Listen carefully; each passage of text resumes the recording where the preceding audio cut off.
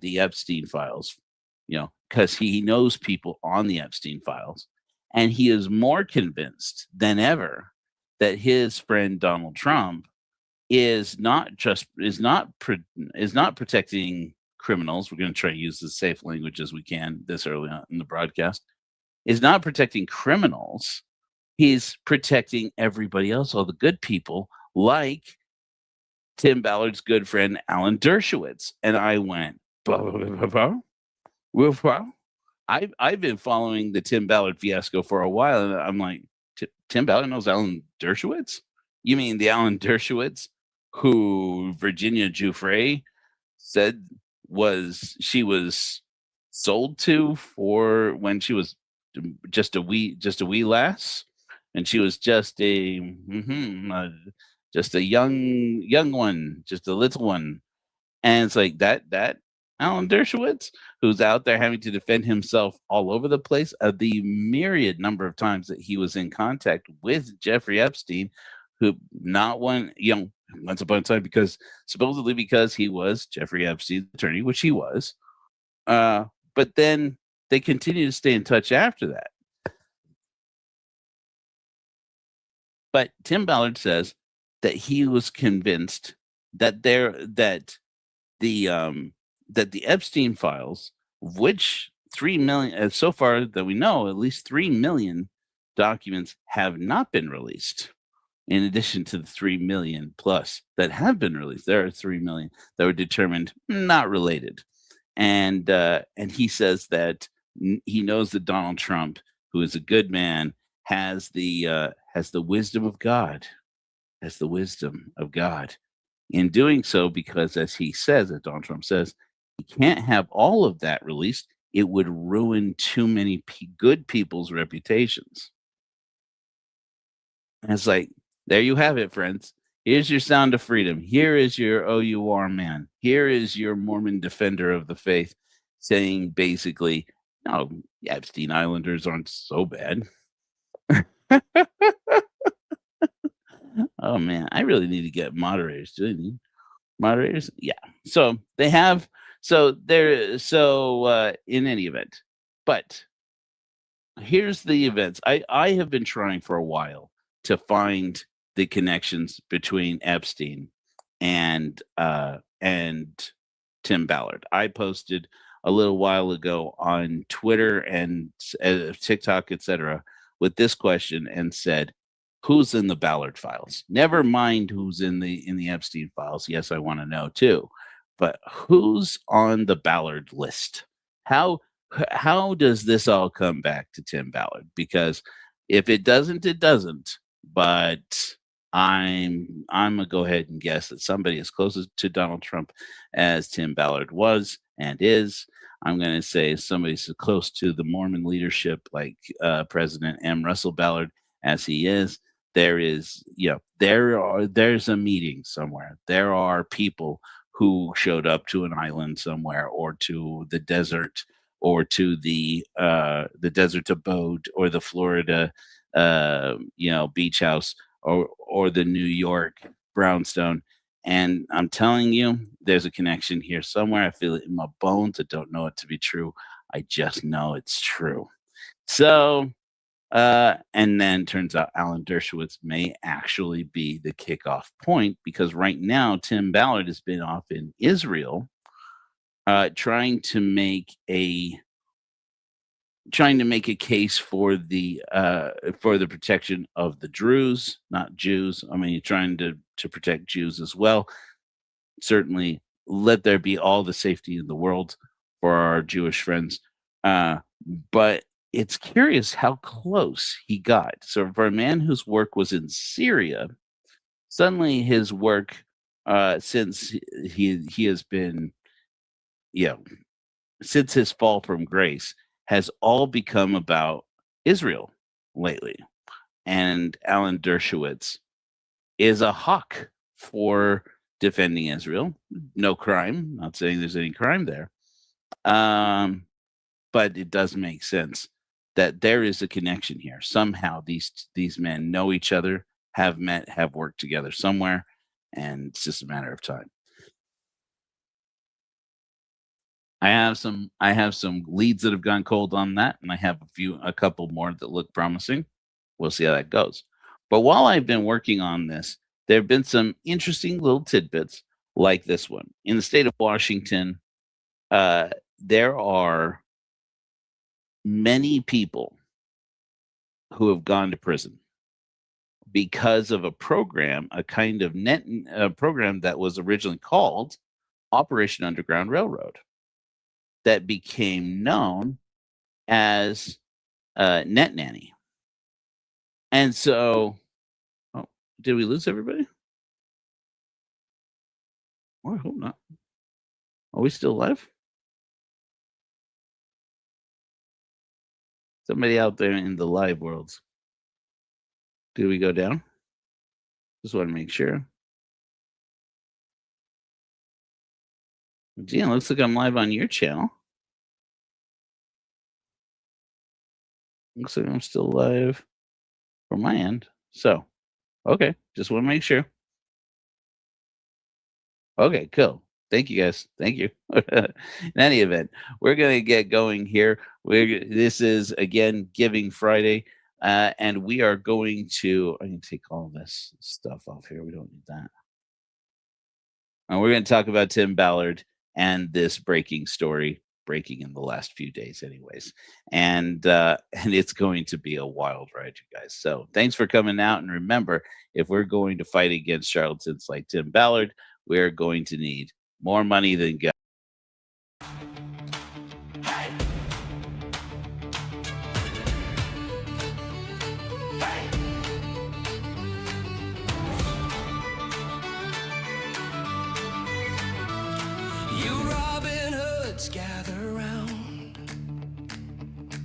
Storm these pews at the sound. Spoil God's coffers for Korihor. Steal these ties to feed the poor. Poor church mice and their offering plates will wake to our hoods in their face. Rob St. Peter down to the floor. Make God stand for something.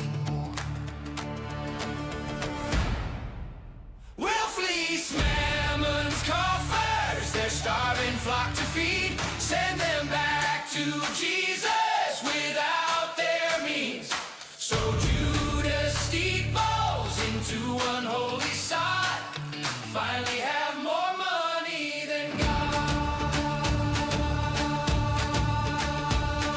If Uncle Sam had their money, he'd feed the folks they don't.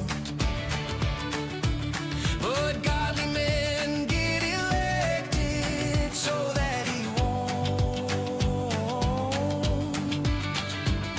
They dance round the mountain with their golden calf, cast their tablets down on Yahweh's behalf. No need to pay to pray in their pews. Look to Korihor's good news. We'll fleece men.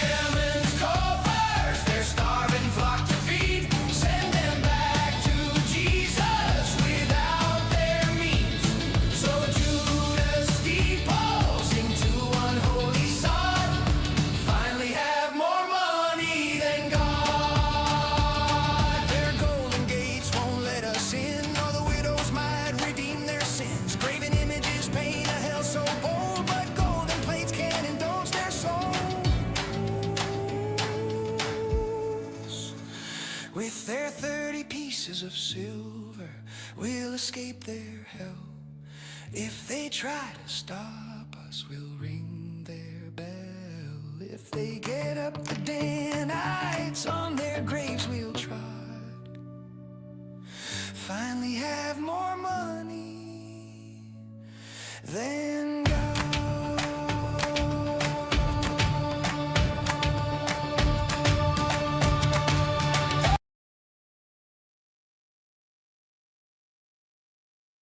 I say, all right. Let's bring my good friend Gene Judson. He is here in the studio with me. We're going to get going because we're going to talk To Catch a Predator. I know that's not where you thought this was going.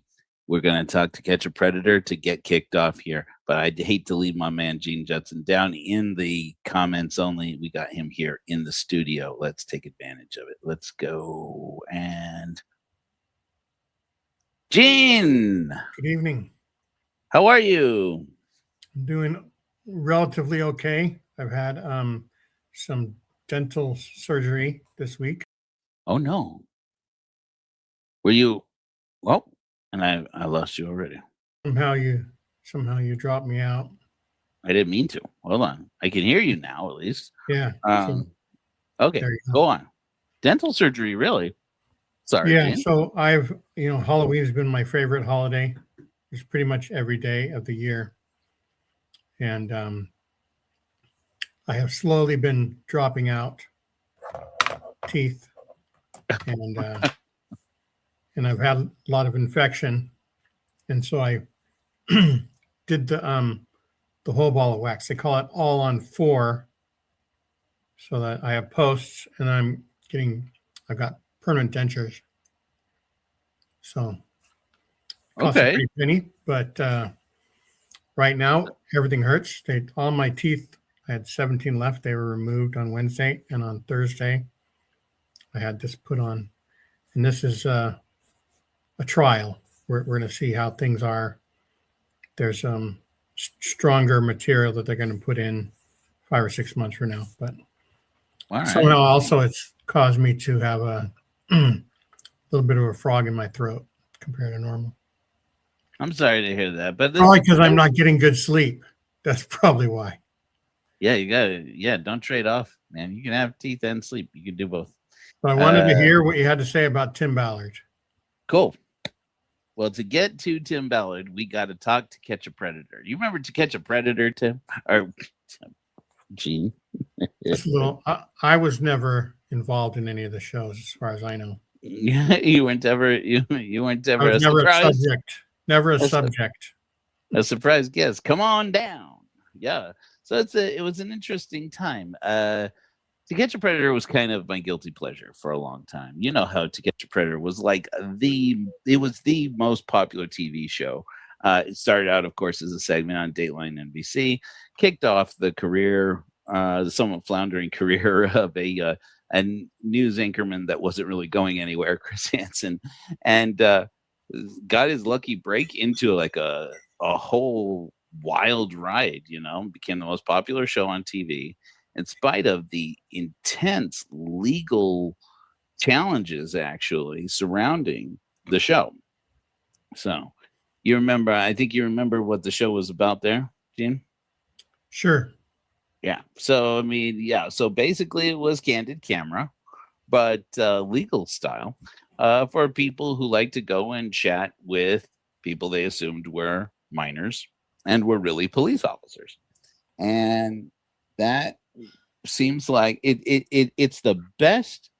It's the cacophony of all of the things that people love about live TV, or not live TV, but about reality TV.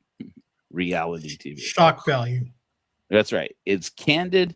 It was startlingly human, unrehearsed for the most part, and then it was humiliating, and it was just kind of a guilty pleasure. It was like being a fly on the wall on somebody getting busted for just about the most despicable behavior that everybody assumes is happening on some level, right? I mean, you think to yourself, well, yeah, surely we all know that there is trafficking happening at some level, and somebody out there is talking to children in this way, or to young people this way, and that this is, somebody's doing it. You hear it happen. You hear about it all the time. So somebody's actually out there doing it, and it was like getting a peek into being a fly on the wall on everything from somebody out there who was just like obviously experimenting with this and getting excited by an opportunity to do something, all the way down to some of the most terrifying moments in television. Like, there are moments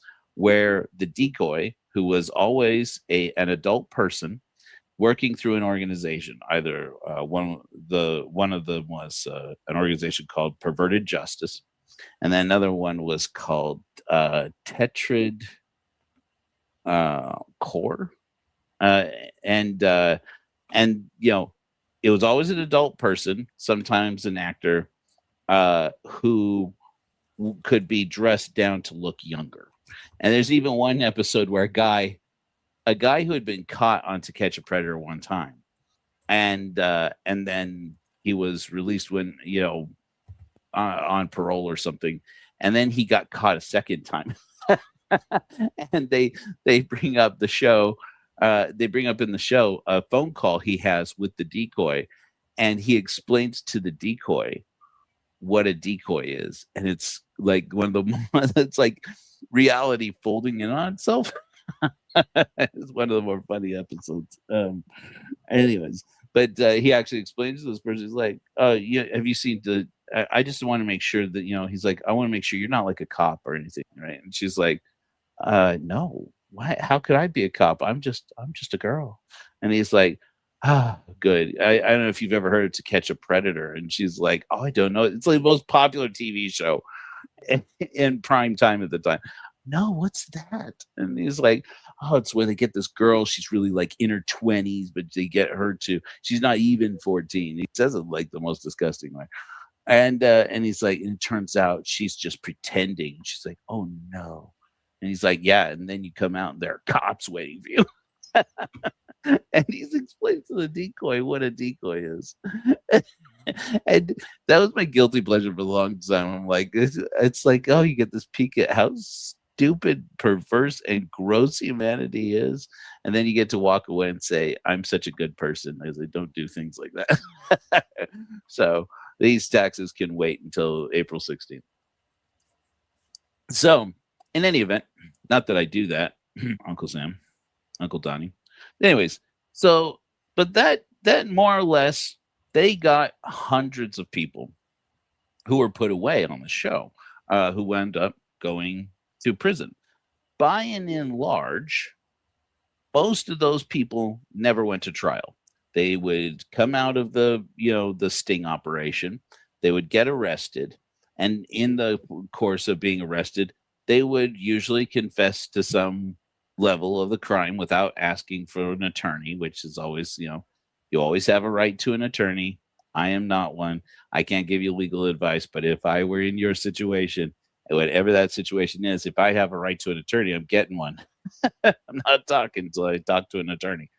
And, but these people would just waive their rights to an attorney, generally speaking. It's dumb. That's not smart. And then they would just start confessing to these officers. And then by the time they actually have an attorney, if they ever have an attorney, that attorney is like, you told this all to the police, huh? And after they had all that information on you, you then just told them everything they wanted to hear. Okay, well, here's what you're going to do. You're either going to take a plea deal, or you're going to plead guilty, or if you're going, or you're going to hope that they just drop the charges. And in almost every case, they wind up just taking a plea deal. And just take whatever they get, negotiate the best possible deal you can. They wind up going to prison and ending up on the sex offender registry. And it's like and so for the most part, it's generally probably a very good thing that it ends up that way, because a lot of these people end up being, whoops, John, Gene, we almost, I think we've kind of half lost you there. We'll let Gene rejoin us here. Okay, there he is. So that kept going until one of the more interesting ones was this guy, Joseph Roisman. Some of you may remember him. Oh, hold on. I clicked the button. You're not ready for that.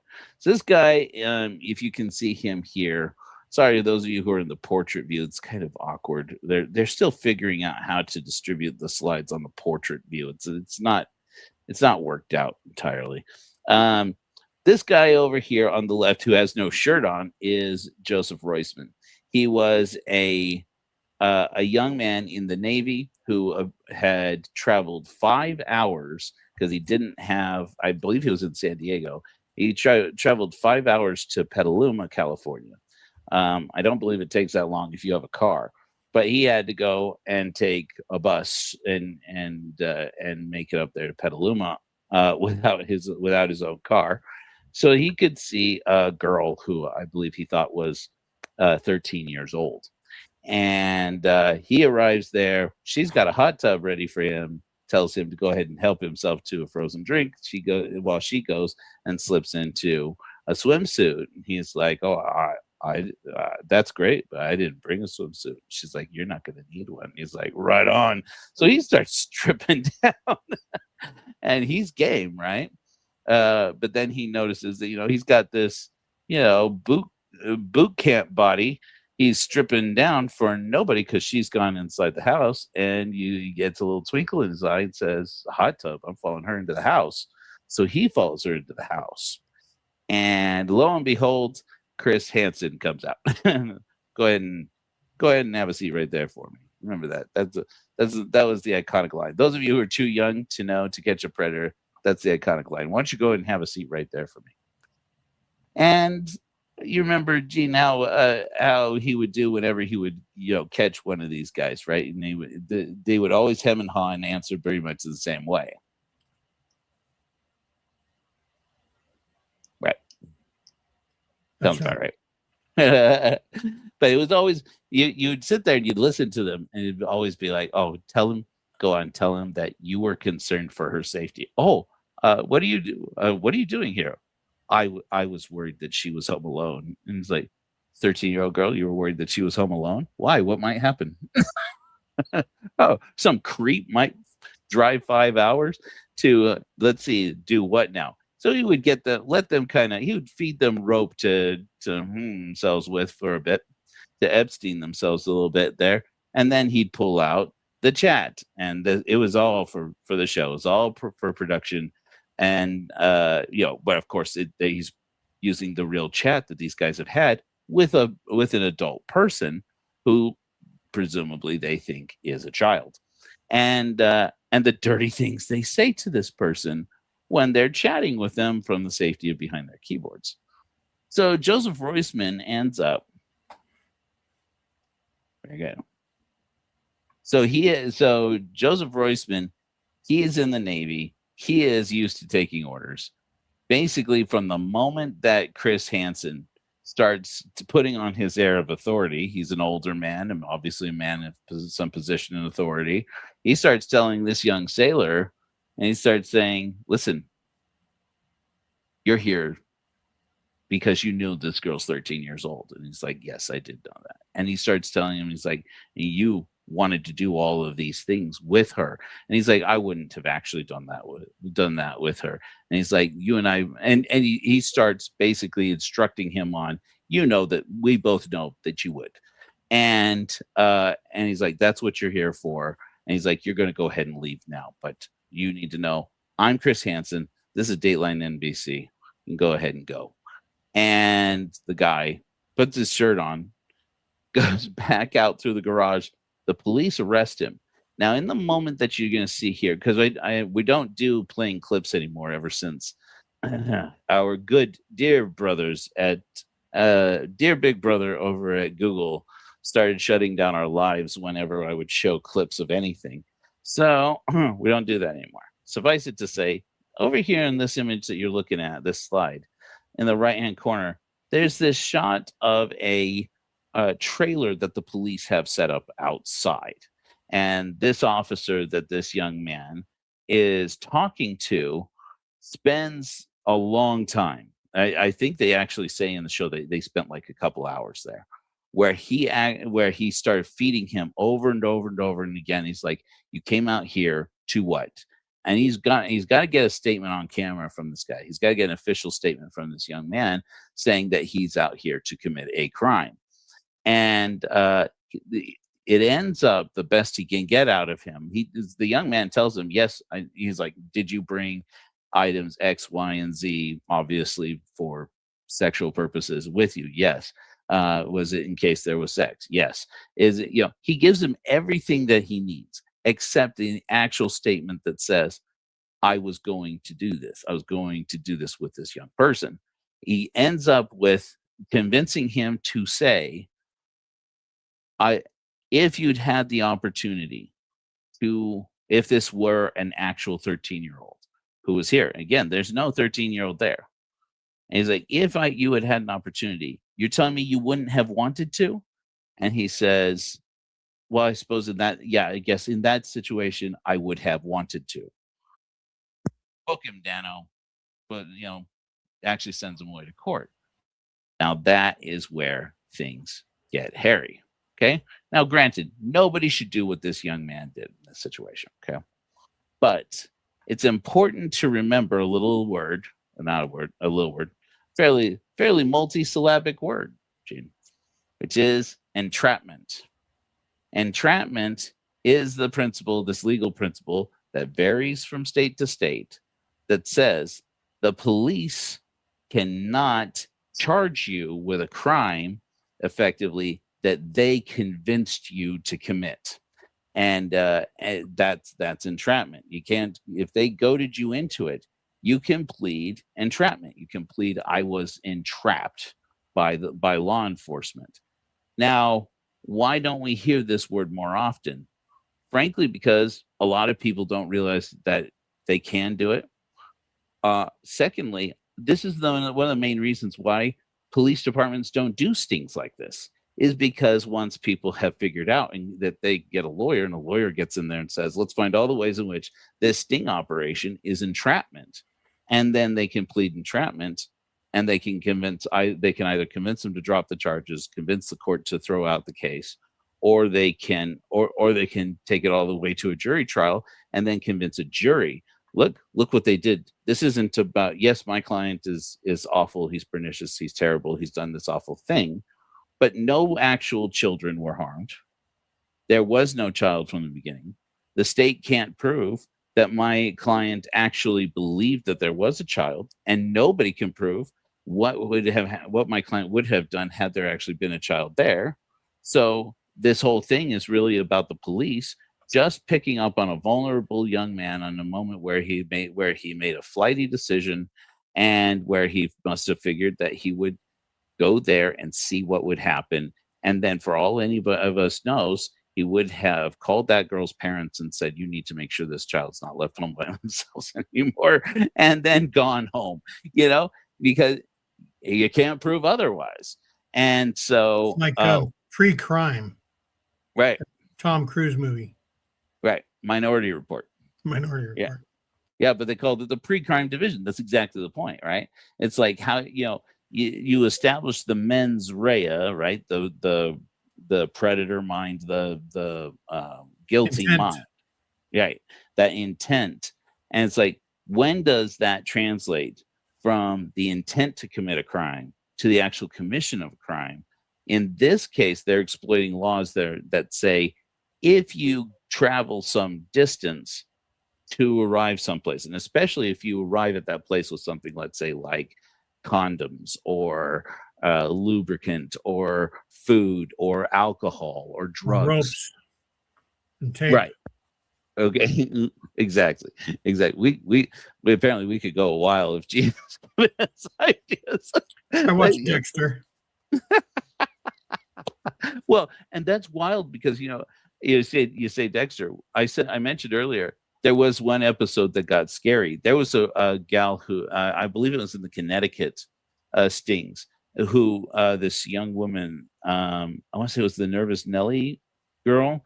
She was like one of the most endearing characters, one of the most endearing people they got to do this, because she would always play like nervous, like, oh, I don't know, I've never done anything like this before, and she would like always be touching her hair or her hoodie or whatever, and she played the part really well.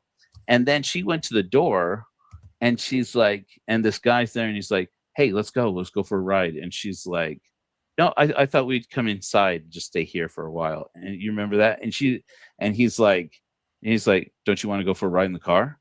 I think you want to go, we'll go get some food. I'll show you the town. We'll go. And she's like, I don't feel comfortable with that. And they actually had to send Chris Hansen across the house to get her. And it's like, hey, how's it going? And then the guy tries to run. Well, it turns out that that guy had like duct tape and weapons in his car, and like he it was freaky. Like you watch the footage, and it gives you it gives you the creeper vibe. It's like, oh my gosh, I can't believe that young woman, they kept doing sting after sting after sting with her, and she's just like, she just had to shake that off and just keep going. So in any event, entrapment in the state of California. Let me go ahead and read that for you. Not terribly easy to read in this little tiny screen. But we'll give it a try. How about that? Entrapment is a defense. The defendant has the burden of proving this defense by a preponderance of the evidence. This is a different standard from proof beyond a reasonable doubt. To meet this burden, the defendant must prove that it is more likely than not that he or she was entrapped. A person is entrapped if a law enforcement officer or his/her agent engaged in conduct that would cause a normally law-abiding person to commit the crime. So basically at that point, that's a pretty thorough explanation, a very detailed explanation of how entrapment is. Of course, it goes on from there to set up the legal precedent. I'm not an attorney. I can't tell you what is or isn't.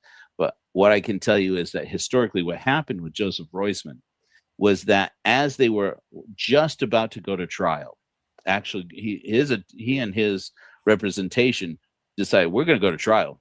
We're going to convince a jury that this was entrapment. And he actually is getting to the process of getting to the point where they're going to get a jury in there to try and they're going to convince this jury, have an opportunity to convince this jury that to catch a predator isn't actually catching predators. It's just taking normal people in vulnerable situations, at least in this case, and it's setting them up for a crime they wouldn't actually commit. The police are making them commit it. This is police, this is cruelty on behalf of the police. And the judge decides at the last minute to throw the case, to acquit. They decide to acquit the Joseph Roisman, saying that the state didn't have enough evidence. Now, again, they have all those hours, they have all those chats, all of this information, and all these things he told to the decoy, all these things he said to Chris Hansen and before the entire world on television. They said, and they have all of his basically saying all of these things to the police, saying he came here to do this with a girl. Yes, knowing thinking she was a child. But because they never had a moment where she was just being a child or presumed to be a child, and he crossed the line with, hey, let's do this thing. I'm going to do this and I'm going to do that to you, while he has an opportunity to actually do it. And because they didn't have that, he was acquitted. Now, his story, and in case you are feeling complicated about Joseph Roisman, the follow-up on this is, if you feel bad for him that he got himself into the situation, had to go to court, don't, because he did some pretty creepy stuff with a girl he apparently did think was a child. And if you feel badly that, no, I feel bad that he got off, that he didn't end up going to prison, you can rest assured he did go to prison. He just didn't go to prison for this. He went to prison for I think grand theft auto and possession of materials. Possession of not contraband. What's the word? Anyways, possession of druggy stuff. And and then he just went on committing more and more crimes and getting caught. And his life is actually his life just descended into chaos and sadness and crime, anyways. Even though he got away with this one, which again, is it a crime? These crimes are meant to protect children, and there were no children present. There were no children involved. What does that have to do with Tim Ballard? So glad you asked. This right here, let me see if I can move things around so it's clear to everybody. Okay. Wow, this is even harder now to read. Let me see if I can. See if I can get in really close here. Okay. So this, as you're looking at, is the code as it is for entrapment, as it is listed in the state of Washington. Back in 2014, Operation Underground Railroad partnered with a guy named Carlos Rodriguez. Carlos Rodriguez was a high-up mucky-muck detective inside the Washington State Patrol. And he was running an operation that was kind of a net nanny, based roughly on a similar style, whether or not it was actually directly based on To Catch a Predator. It was basically To Catch a Predator, just without Chris Hansen and without the TV cameras. He was basically setting this up, a sting operation, otherwise almost exactly like To Catch a Predator in Washington State. Now, he is law enforcement at that time with Washington State. Things get, when he runs out of money. He doesn't have enough money to keep the operation going, so he goes to the private sector. Can't get any more money out of the state, so he goes to private foundations, and somebody happens to mention to him, the Mormons down there in Utah, they've got their own little anti-trafficking organization, and they have a meeting with a bunch of rich Mormons down there, Glenn Beck's rich Mormon kids, and they go out and they're like, oh my gosh, I can't believe this is happening in the world. How much money do you need? Now come the checkbooks. So he contacts Operation Underground Railroad, and they're like, oh, this is so great that you're doing this. Our boy Tim Ballard, the founder of our organization, he did that for the Department of Homeland Security. Lies. And before he left there and went to found this organization where we're finding, I don't know that they actually told him this, but at the time, 2014, that's when they were allegedly finding Gardy Marty in Haiti. News, spoiler alert, those of you who haven't been following, about the little Mormon Haitian boy who was kidnapped out during church from out in front of his father's church house at, down in Haiti. But that boy, father was a bishop too, right? His father was the bishop of the congregation, and he is the owner of was the owner at the time of the orphanage that was working with Janet Russin, the psychic, who later becomes relevant in the story. If you know the Tim Ballard story, you know about Janet Russin from Provo. He also had lived in Utah for several years, where the father had lived and his family had lived in Utah for several years, where Gardy was born. Gardy was an American citizen because of the 14th Amendment. He had birthright citizenship, like you and me, I think. Well, at least me, anyways. And Gardy's an American, so the FBI sends a couple people down to Haiti, special agents, saying, apparently there's an American boy we got to find. Has been kidnapped out here. They can't find him. I mean, 48, 72 hours, and in Haiti or the Dominican Republic. I mean, it's good luck. Good luck to find this boy. Turns out, may or may not be that a former employee. The way it appears, nobody knows for sure what happened to Gardy, but it appears that one of his father, Gesno Marty's former employees and or rivals, actually kidnapped him and held him ransom, and then the ransom didn't get paid. For whatever reason, the ransom generally didn't get paid. And that boy, he'd be a grown man now. He'd be very much a grown man now. If he's not out there working in trafficking right now, it's probably because little Gardy is no longer with us, sadly. But in any event, so while they're doing that, while they are not saving Gardy Marty, they decide they need a win. All of a sudden, the state of Washington's police department, the Washington State Patrol, contacts them and they need money. They cut them a check. They not only cut them a check, but presumably they start saying, hey, do you need assets? Do you need help with actually carrying out things like this? Because we got this guy, he's an expert, the Sound of Freedom guy, what will become the Sound of Freedom guy. We'll make sure that you guys get trained on all this. And this is where things get wild, get a little bit hairy in Washington. So remember, we were just looking at California because Joseph Roisman was in Petaluma, California, or arrived in Petaluma, California when he was arrested. We just looked at California's entrapment code. Here is entrapment as it is in Washington state. So it reads, entrapment, 1, in any prosecution for a crime, it is a defense that, 2, or A, I really got to get this. Hold on. Let me load this up here. I figured out how to do this before. Oh, here we go. Oh, much better. In any okay.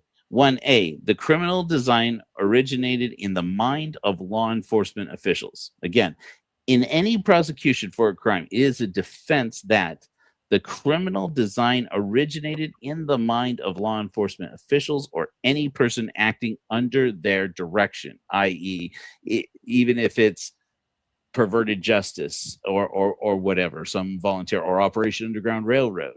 If they're working with law enforcement and that person, if the idea for the criminal design, if the criminal design originated in the mind of law enforcement and the actor was lured or induced to commit a crime which the actor had not otherwise intended to commit, and 2, the defense of entrapment is not established by a showing only that law enforcement officials merely afforded the actor an opportunity to commit the crime. A little roundabout way of saying, while maintaining that just setting up a sting isn't entrapment. It's not that there was an opportunity to commit a crime that means entrapment. It means how they carried it out shows very clearly that that person had no intention of committing a crime until the idea was transplanted from a law enforcement officer or somebody working on behalf of law enforcement from the law enforcement side to the person of interest side, the subject side, and so the actor. So that's how it looks from the side of the state of Washington. Now, remember, just like with To Catch a Predator, chances are if somebody shows up and as a result of a sting operation in court, they show up to answer for these charges, chances are very, very high it never goes to trial. They get up there, they've been caught, whatever materials that have been produced in getting that person to this point, they're confronted with it. And chances are, if they don't have an attorney, if they say that a man who represents himself has a fool for a client, chances are the police by that point, the police and or prosecution have convinced them you just want to take a plea deal. And if they don't have an attorney, chances are good their attorney's going to come out and say, trust me, you want a plea deal. And chances are good that they're going to take a plea. But if it did go to trial, that is the point where it doesn't, especially if you have a public defender attorney, they don't get paid more to go to a lengthy trial and make sure that you get your best chance at just having the charges dropped. So they're going to try and get you in and out that door as fast as possible, hopefully get you the best deal as they can, though there's no guarantee that they're going to do that. If this is an attorney provided to you by the court, as in many of these cases, that's the best you can hope for. But there are some people who have money and who have attorneys, and there is a possibility in some dozens or hundreds of cases of people who fall in these stings and end up with charges against them, that at least one of them is going to be an accountant, a doctor. We saw it with To Catch a Predator. They caught a rabbi once. They caught, a lot of them were, guys down on the base in San Diego, or it was, soldiers or what have you, or immigrants, and so forth. But then occasionally you'd end up with somebody who has an attorney, and whether it's an attorney who's paid to actually make sure that you don't end up going to prison if you don't have to, chances are good they're going to try and say, no, let's go to trial. I want my chance with an attorney, with a jury, to say my client is innocent. So, and that's the situation. Innocent, but for the sting operation. That's right. Yeah. That if you're shocked that this is a crime, don't come complaining to us. Talk to the Washington State Patrol. This is their crime, not ours. And remember, these laws are meant to protect children. There are no children. This is a situation where there are no children. I want to share with you a screen here. So this is an article written by published with in an organization called The Appeal. This is a news network, a kind of contrarian news publication website that advocates for people who are somewhat marginalized on the outside of on the fringe and the edge of the system here. It's a service provided by Truth Out, which is one of these alternate news sites that actually covers real news, but it covers news that the mainstream media doesn't cover because it's not juicy enough. But usually they try and get to the bottom of cases and stories where it shows the injustice of the system that we're living in. This is an article that came out back in December. It says Tim Ballard's reputation is in shambles. The Americans he helped arrest want answers. And this is where things are getting interesting here. Okay, so I mentioned that it was 2014. There was a guy named Carlos Rodriguez who worked for Washington State Patrol. He contacts Operation Underground Railroad, gets hooked up with Tim Ballard, gets himself a check. I think at the start they ended up with just like $20,000, and but then they start working operations together. Next thing you know, by 2020, over the course of the next 6 years, he's doing more and more and more and more with Operation Underground Railroad. By 2020, he retires from Washington State Patrol, and guess what? He's already got himself a new job. He works for Operation Underground Railroad at that point. And so he ends up working for Tim Ballard's firm, doing these sting operations. And all of these people that they had put away, all these people end up in the system, and most of them without an opportunity to really claim that they were entrapped, because either they never went to trial, or they never got a day in front of a jury, or they never got a chance to waive their right to a jury and go all the way to a trial and try for an acquittal, or because when they actually went to trial, and there was a jury, there was instructions given to the jury, but for whatever reason, the courts there in Washington would not allow the instructions to be given to the jury to understand what entrapment meant. And that's where things get kind of weird, sketchy. It's almost like the courts know that if the jury learns how that definition I just showed you of what entrapment is under Washington state law, it's almost impossible for a sting operation like this to prove that anybody actually committed a crime, because it's so rare that a person, while they are involved in one of these sting operations, is going to step up and say, "Oh yeah, I'm all about it, man. I'm all about committing massive crimes. I understand that, you are a child. This is a dangerous situation. I am a pervert. Let's get this going." And, it's almost impossible to expect that that's just going to fall out like that. So usually, in order for them to actually show that this is worth the money that the state is investing in this program, whoever the decoy is, whoever's actually interacting with them, has to kind of, put the idea out there. And this is all on the record, so it's like, and it's like they get to show, like, these are all the instances in which your officer or somebody working for the law induced my client into doing something he didn't want to do.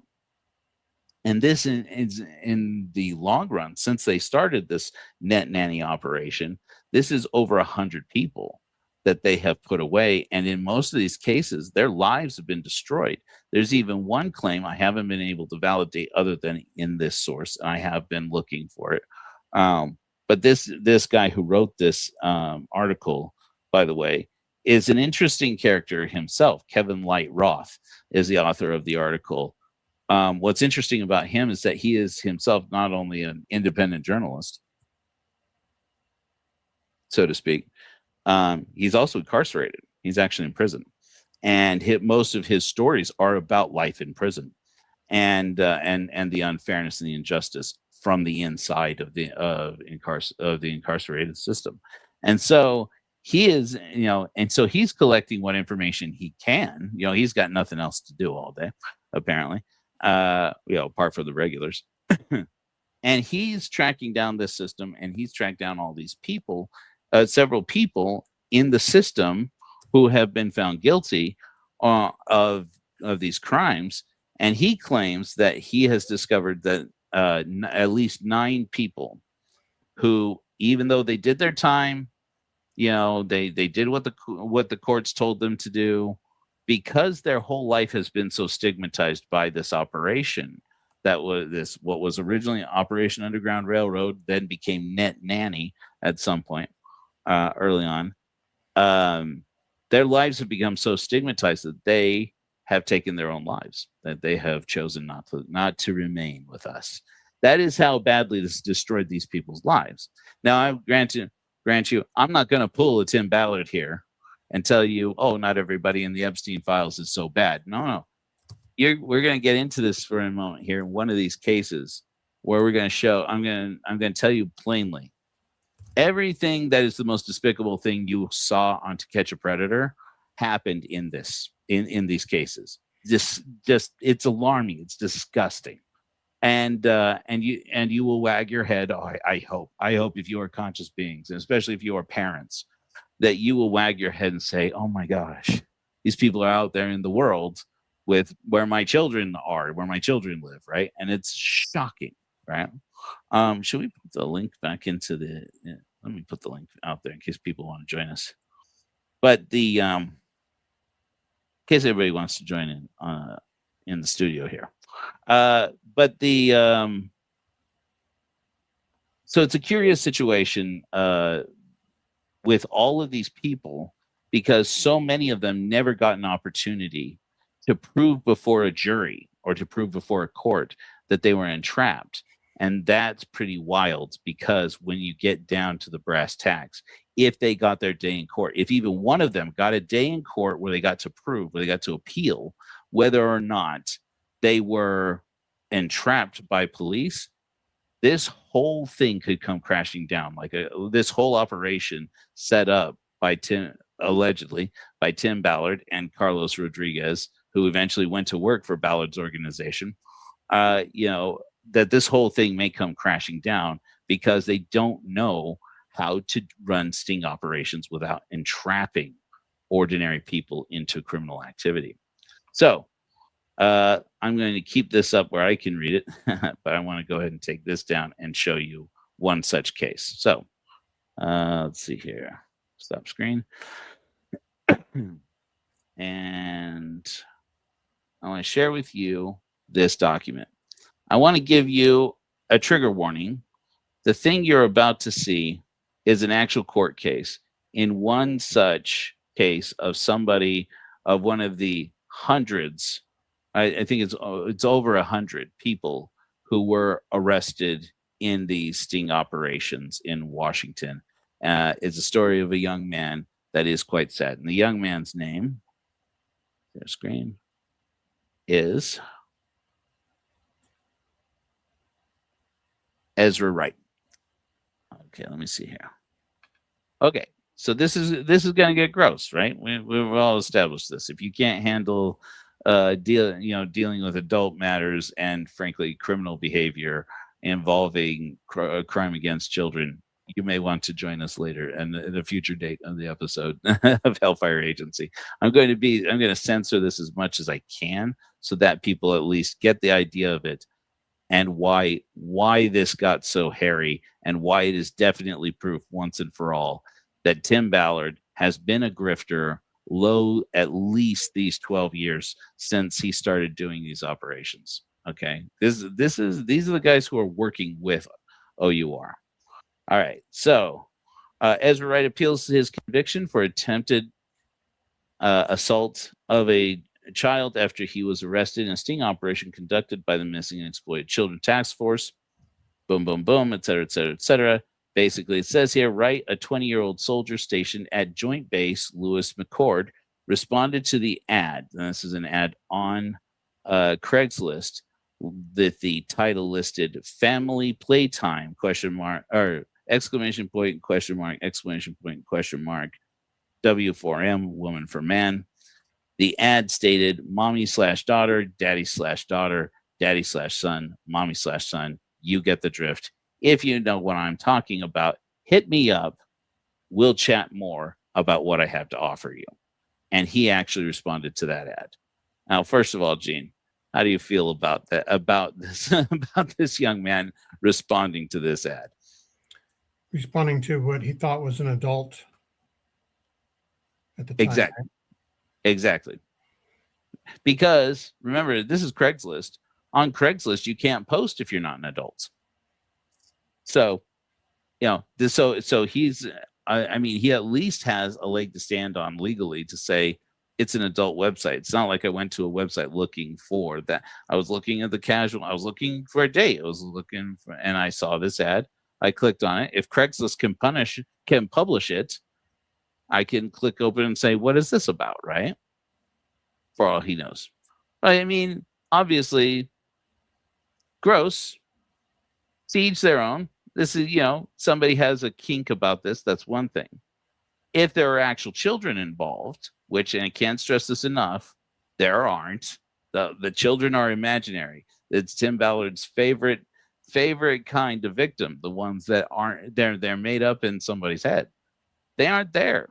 But something about that headline drew this young man, this 20-year-old soldier, to go, oh, I want to see what this is about.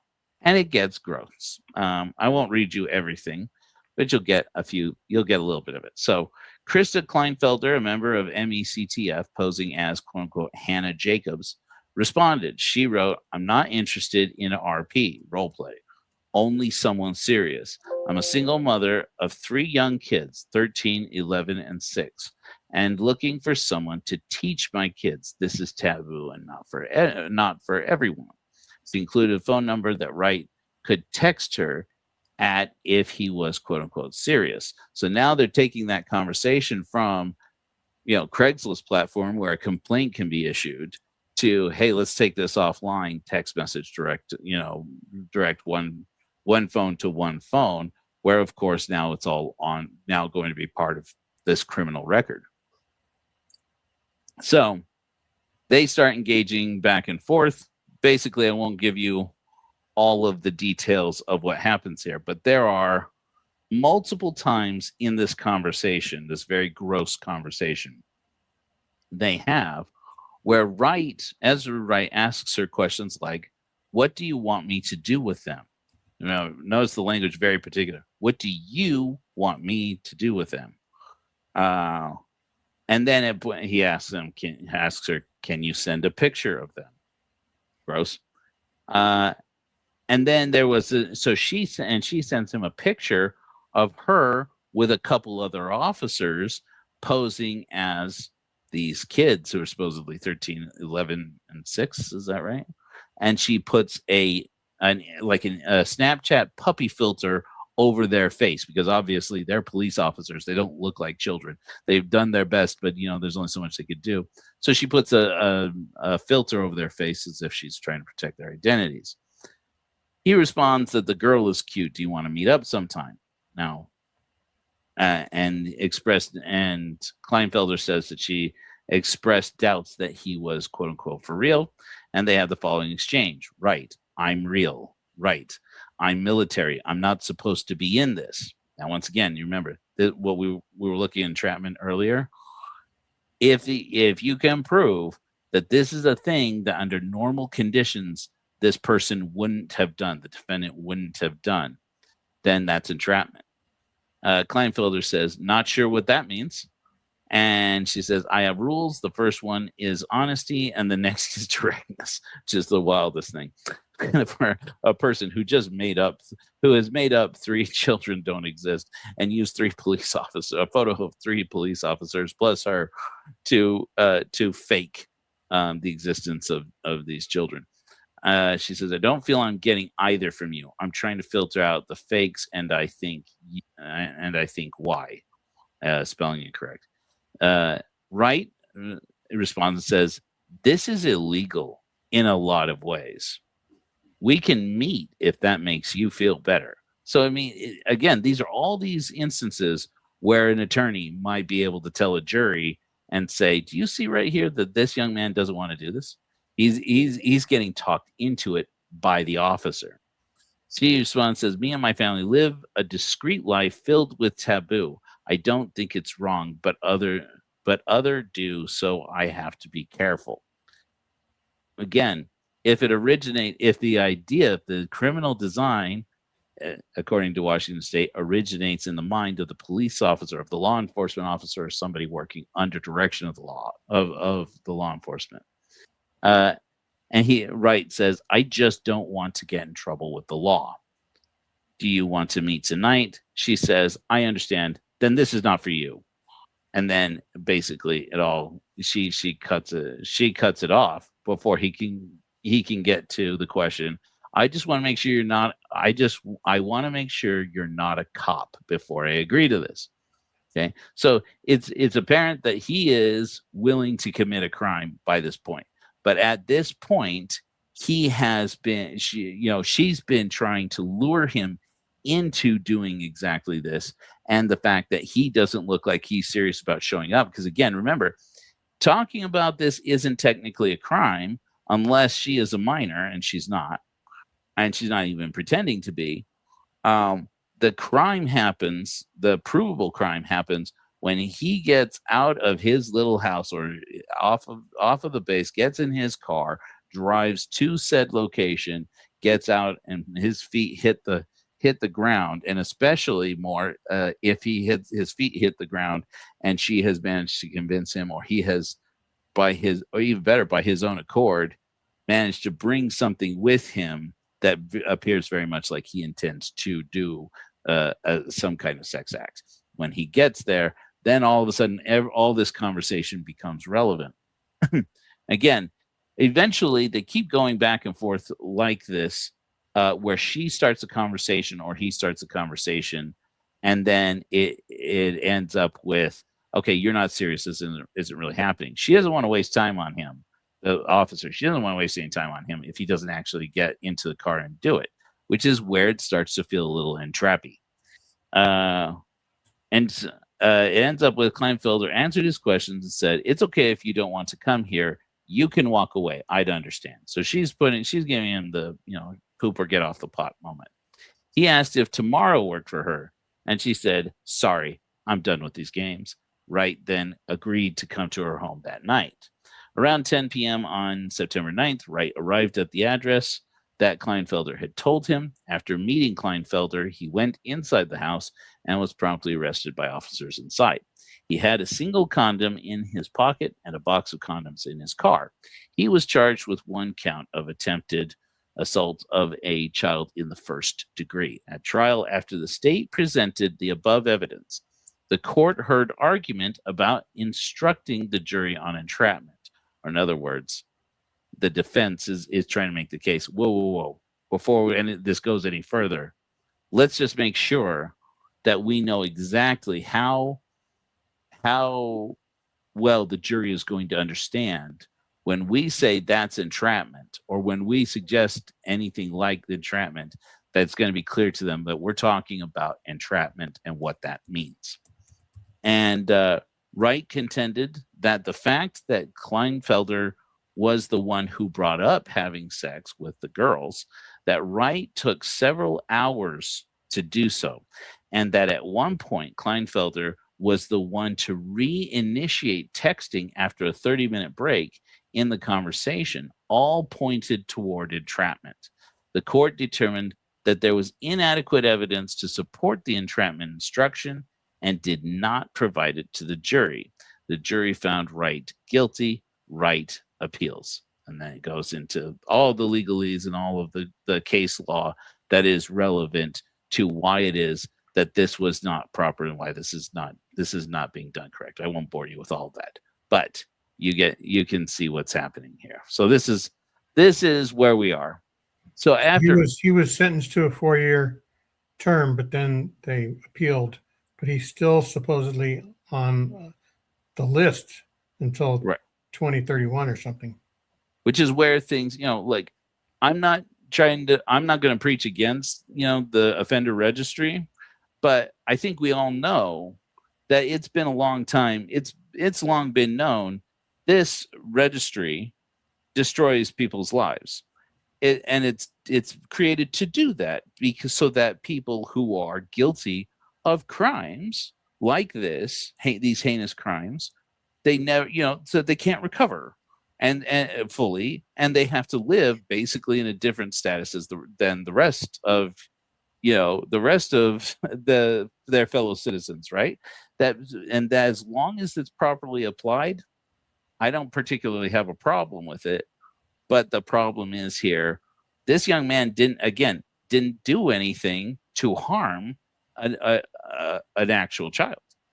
And so it's like, this is, this could very plausibly be, I'm not an attorney or legal expert of any kind. This is very plausibly entrapment. It's disgusting what he did, I think.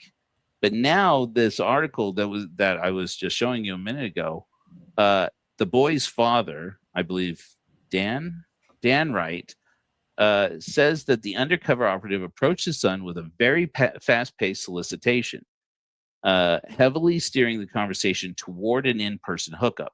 Convinced that the person he exchanged messages with was a grown woman engaged in elaborate role play. In other words, his son is convinced, she says this isn't role play. That's part of what makes it hot for her. So I'll play along with it, but convinced that there's no way that any human being is going to actually a mother's going to give up her children the way that this person is doing, that he is. And maybe that's what the boy thought. Maybe it isn't what he thought. I'd be a little surprised if a 20-year-old soldier who's got horniness on the brain is thinking that elaborately if he's gone this far in the process. But prove it, right? That's the problem. How do you, just like you were saying, Gene, it's pre-crime. It's like, how do you prove what's in the person's head? And plus, they've had 300 people sent to jail. 9 have committed suicide. So their lives were ruined enough so that they might have lost family and friends. And so and maybe they wouldn't have done anything except for this entrapment. Yeah. And we're, how many work opportunities have been missed? How many opportunities, to go back to school, get an education have been missed? How many of these people's lives have been destroyed if they had been guilty of a heinous crime, which some of them maybe they had? We don't know all their stories, but it does feel, it feels fishy to me that there's a moment where this young man very clearly has stated in court, whether through his lawyer or by himself. I'd be surprised if he did it for himself. If he did it for himself, wow, amazing, Ezra, right? To say, wait a minute, I want my chance to prove to a jury that this was entrapment, and a judge said, well, you're not going to get it. Sorry. And it's like, wow. And like you're saying, where you got like 300 cases of this that have happened, that of people whose lives have been derailed with this, it does make sense all of a sudden that somebody would say, that a judge would say, let's not set the precedent that you can get out on appeal because you retroactively can say everybody involved in this Net Nanny, Operation Underground Railroad Net Nanny, was entrapped, may have been plausibly entrapped. Open up the books, look back at these chats, look back at the evidence, and prove that it wasn't entrapment in all these hundreds of cases. As you can imagine, that's going to be pretty embarrassing. So I'm not saying these judges are doing this for that reason. I'm just saying it feels fishy. It feels suspicious. But But what's interesting, so before I get on to this last piece about why this comes home to Tim Ballard even more, is that what's curious about it is supposedly these guys know what they're doing. These sting operations, the sting operations was to catch a predator. That young man, Joseph Roisman, was not the last person to get charges dropped or to get acquitted when it came to catch a predator. And in one case, the case of a sting operation that went bad that actually ended to catch a predator, because again, this was the NBC, this story on Dateline NBC was like the best thing to happen to NBC in years, right? Because they were like, this is so problematic. They can't, and yet getting so much attention that they can't contain it in Dateline anymore. It just doesn't fit as part of Dateline anymore. It needs to be its own program. So they actually broke Chris Hansen off of there and created a whole separate television program for him. And they ran it as long as they could, which was not long. It was like 2 or 3 seasons, I think. And then it abruptly got turned off. They pulled it. And the reason why they pulled it was they went to Texas. They eventually moved around, went to Texas, and it seemed like Texas, the law down there, was where they were going to get away with this the best. The entrapment laws were so much different, or not, or maybe not, plausibly not existent.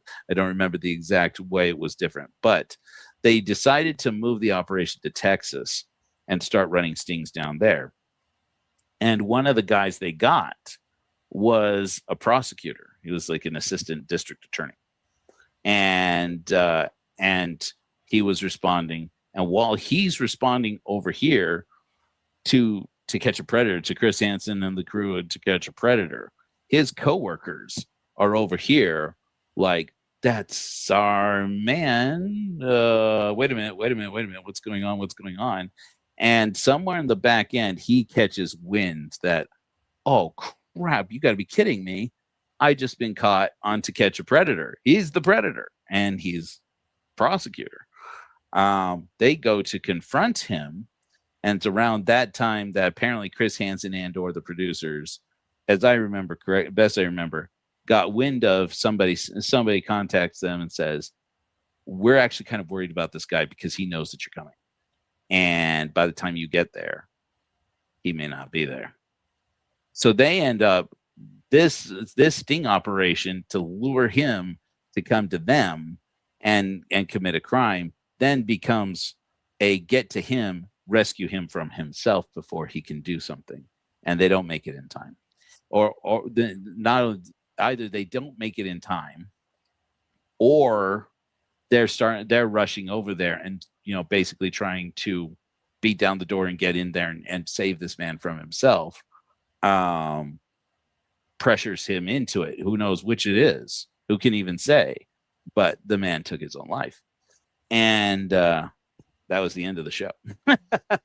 All of a sudden, nobody wanted to be involved in this. Like, oh, maybe we took this a little bit too far. Maybe, I don't know. See, if I was him, Mike would have just said, "Well, I'm doing research for my job." Who knows, right? And but at the same time, it's like the sting operation being run in this guy's district catches him. That story's too good, right? The court of public opinion. It almost screams that he was Mormon.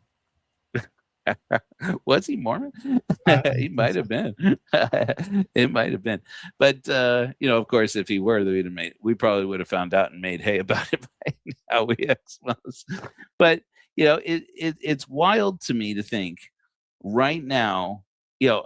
So like in this article, Gene, it's some of the most heartbreaking things. This is the last part about this that I really thought was important here. Basically, it tells the story of this guy, Dan, and his son, Ezra, that we just talked about. Then tells the story of a woman named Joanne, who asked that her name be withheld due to threats her family has received in the past. About her son, Brian, who had been swept up in Net Nanny in 2016. Court records showed Joanne's son encountered an undercover Net Nanny officer on an adult dating site. So this is a site for adults. When the officer suggested a sexual rendezvous, that included the officer's fictitious children. So probably the same situation, probably the same person, same situation as Ezra Wright, but maybe not. Maybe this is what OUR trained them to do. Again, remember, all this is supposedly happening because Tim Ballard and OUR know what they're doing. They're doing this all over the world. They're doing it in Colombia. They're doing it in Haiti. And Tim Ballard supposedly used to do this for the Department of Homeland Security. He should know entrapment, and every person involved in this should understand the difference between entrapment and an actual legit sting, and which is difficult. That's something you need specialized training for. At this point, says Seattle defense attorney Heather Kelly, law enforcement should have moved on. Again, this is the defense attorney defending against these allegations, saying, well, I don't know that she's actually retained by the state on this. I may have misunderstood that. But in any event, she said, he gets this interview from this defense attorney, Heather Kelly, says, at that point, law enforcement should have moved on. Quote, if someone rejects an advance by law enforcement, the investigation should cease. The same is true if the person breaks off communication and there is no independent evidence that the person is involved in illegal activity. Instead of disengaging, the undercover officer contacted Brian again 16 hours later. Brian and the officer sent a few messages back and forth before Brian again stopped replying. The officer waited 18 more hours and then reached out a third time. In the end, the officer's solicitations persuaded Brian. He drove from his parents' home east of Seattle to a residence some 50 miles away, where the woman from the dating site said they should meet. His idea was that if the woman was not interested in a one-on-one encounter, he would leave. He was, of course, driving into a trap and was arrested. Now, this is where it came home in this article that I thought was interesting. That for me, I thought this was very good reporting. Everything that this person has come up with so far, I've been able to validate, except for the self-life taking of these 9 individuals. I haven't found that reported anywhere. Best I can do so far is to assume he must have actually contacted enough of these people to have found at least 9. I don't know. Supposedly there's an advocacy group somewhere that may have that information. Also, part of the article says that in February 12, 2016, Captain Mike Edwards of the Seattle Police Department, commander of Washington's chapter of the Internet Crimes Against Children Task Force, a national network of federal and local police agencies, issued a warning to Washington law enforcement officials. He admonished them to by no means participate in OUR-involved operations. That's right. Which utilize personnel, equipment, or any other sources. But still, Rodriguez still tried to use OUR employees and stuff like that. So, right.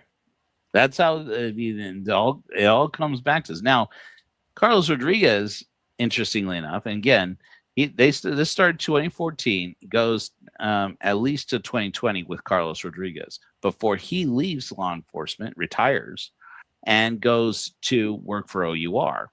And during that time, he claims he personally was involved in the rescue of 31 kids. And he has maintained that the whole time. They maintain, the Washington State Patrol maintains that he was involved in the rescue of 31 children. And as they were talking about in this article, when they were pressed for, how do you calculate this? This has been the problem all along. Tim Ballard claims he's rescued 4, 5, 6, 7,000 kids, 8,000, 9,000, 10,000 kids, from all this. And it's like, give us a name, guy. Give us a name of one of them. Because anytime that it comes down to, oh, well, you have so-and-so over here, and you look into it, as, Vice News did articles on this, that every time he says, well, there you have this instance over here, this woman I introduced to Ivanka Trump at the White House, it turns out she wasn't rescued by OUR operations. She was trafficked, yes, but she was in the United States being trafficked, and she walked out the front door. She saved herself.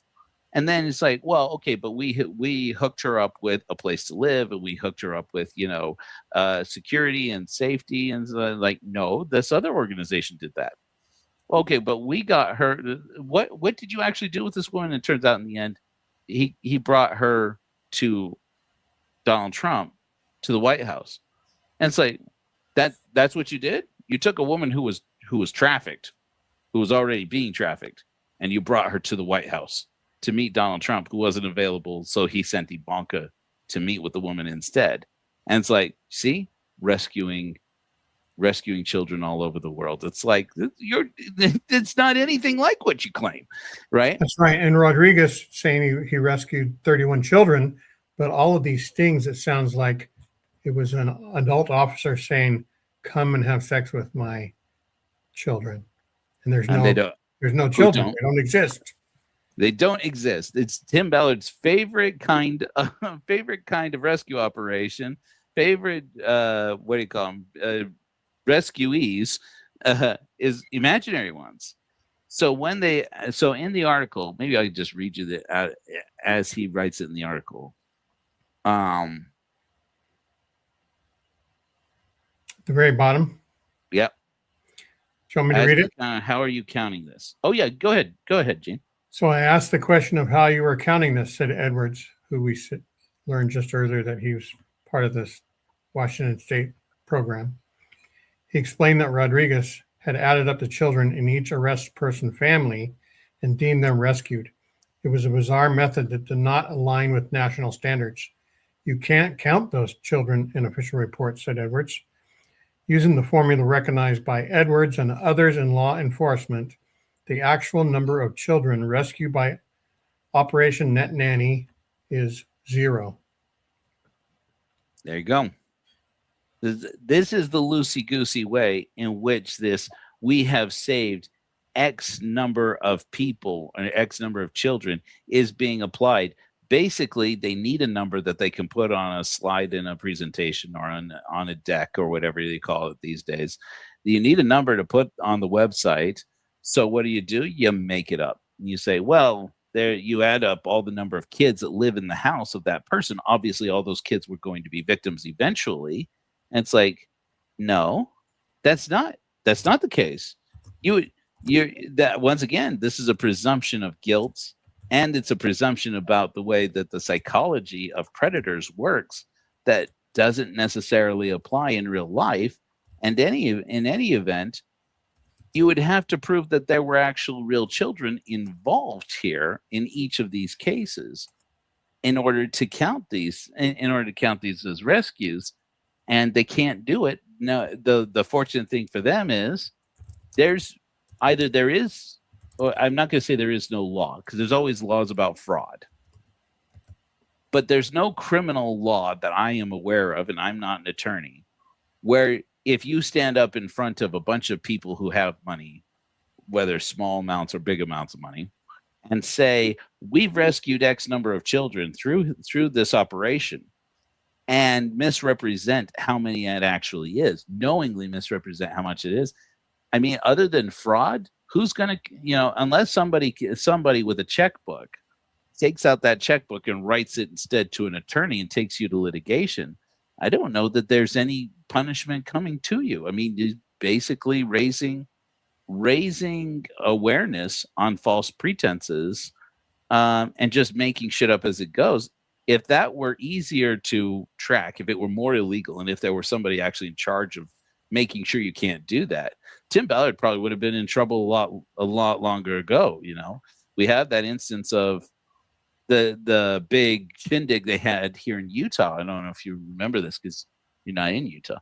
But they broadcasted it on TV and stuff, and they had people buy hats, and they did all these, and buy duffel bags with Operation Underground Railroad. They had performances by big time Mormon celebrities and stuff, and coming out making emotional appeals, prayerful appeals to God to please help Tim and Operation Underground Railroad save these children, and certainly biggest deal of all, I think this was like 2016, and most importantly, help us to find and save Gardy Marty, because Gardy Marty is Mormon, the son of a Mormon, who, by the way, as Lynn Packer, who really all of this broke because of the intrepid reporting of Lynn Packer, the nephew of Boyd K. Packer, who used to work for the Mormon Church, doing reporting way back in the Ted Bundy days, the guy who did the coverage for the Ted Bundy trial, and all that.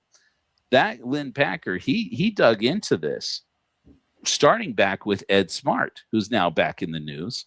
Now that this new documentary has come out with Elizabeth Smart, I haven't seen yet, can't comment on yet, except that I don't know Ed Smart, but I have met multiple people who know Ed Smart, and I heard this interview that Lynn Packer had with Ed Smart, where he basically, so I had some not privileged information. I have some insider information on how Elizabeth Smart and Ed Smart, back when they started the Elizabeth Smart Foundation together,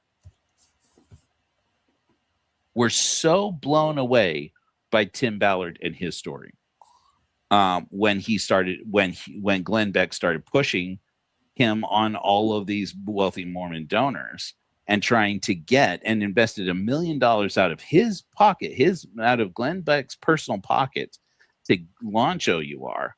They were so blown away, impressed, that they joined, while they're running their foundation for actual countering of trafficking, anti-trafficking.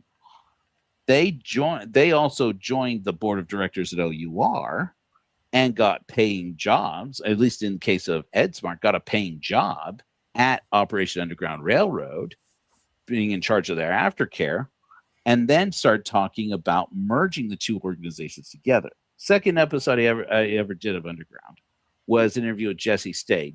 You and I talked about this earlier, didn't we? I don't remember what the conclusion was. Gene, do you know Jesse Stay? Only that I invited him to be on Latter Daily Digest to talk about a book that he wrote, but he had family business to attend to. He's a busy guy. And, everybody is their own man. I don't know Jesse other than the many conversations we had. The one conversation we had on, officially recorded, and multiple conversations we have had behind the scenes where he's given me amazing information.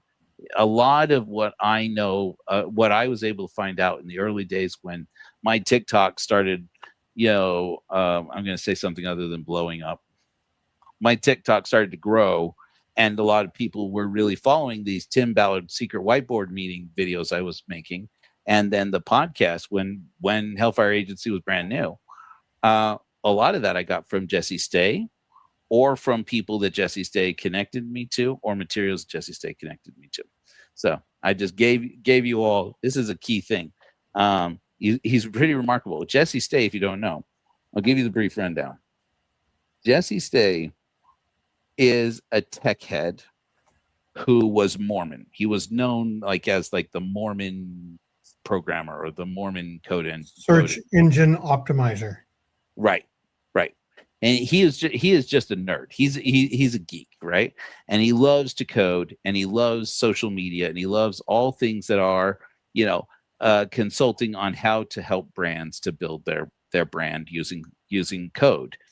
And he got kind of headhunted by the Mormon Church, by the Church of Jesus Christ of Latter-day Saints, when in the days all of us Exmos remember, when if you looked up anything about the Mormon Church and Mormon scandal, Mormon this, Mormon history, you got some anti-Mormon quote unquote website, right? You'd get, the Ex-Mormon Foundation, or you would get Mormoner, which is technically, I guess, an apologist website. You'd get all of these independent websites. Whereas now when you do that, chances are good the top several hits are going to be some website connected to the Church of Jesus Christ of Latter-day Saints, either the actual official church website or some other one. Jesse Stay was brought on as a consultant for the church when the church decided we need to hire somebody who will help us to turn the tables so that when people go on and Google things on the internet, they don't get to the anti-Mormons first. They don't get to the Exmos first. They get to and to some extent, the church is still involved in that, right? With this whole mediation with John DeLynn and Mormon Stories. But in any event, But so Jesse was that guy. And while he was there, he interfaced with apostles. He actually talked to top leadership at the church. And one of the things they were concerned about, he told me in this interview, we did a 2-hour interview at the beginning. He said their main concern was Mike Norton, also known as New Name Noah. I don't know, and you know who this is. I'm talking about, Gene. We don't say his name 3 times because he has a tendency to emerge. And frankly, well, I one time counted myself a friend of Mike Norton's. I know he's a guy you don't piss off. And the Mormon Church found that out, and several other people found that out. And I'm like, and I have said to Mike, and I'm saying again, Mike, hi, thank you for all you have done. Let's be friendly. Let's not be enemies, because this guy's got a mind that will, respect. You don't want to make an enemy out of him, right? You remember what he did, right, Gene? Yeah. Oh. Okay. So yeah, so he filmed the temple ceremony, and I actually, when I was TBM, I could never remember all this temple ceremony things you have to remember, the long things. So I actually watched it so that I could. So you can remember? Try to remember more things as like homework. It's like, well, it's not sacred anymore. It's on the internet and anybody can see it. Right. So I'll just take advantage of it. It was, that's interesting you say that, because it was recently Ward Radio went live. I don't know if you saw this. I think it was just a few days ago.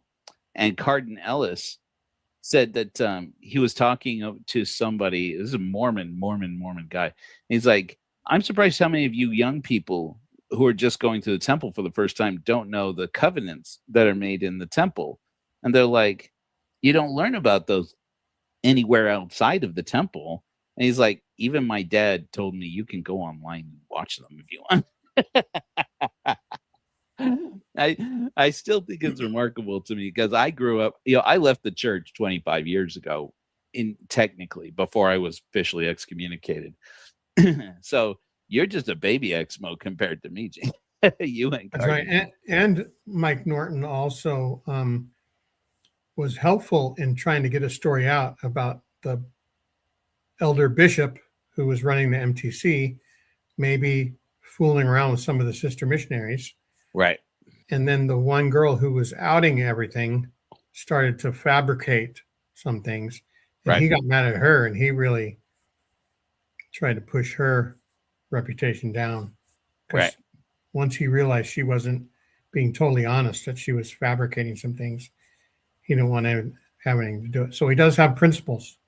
Right. I mean, it was an awkward situation. We won't say his name again because, like I said, the third time you conjure him, he might actually show up. But it turned out that this woman, she became pretty big in the ex-Mormon movement, and everybody's like, we want justice for her.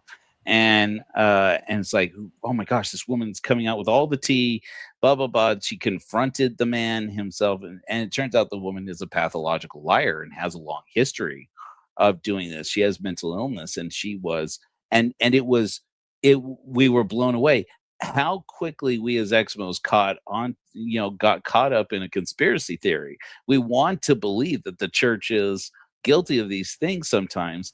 And if we let critical thinking slip away, our imagination starts running away with itself. It's just like the whole To Catch a Predator thing.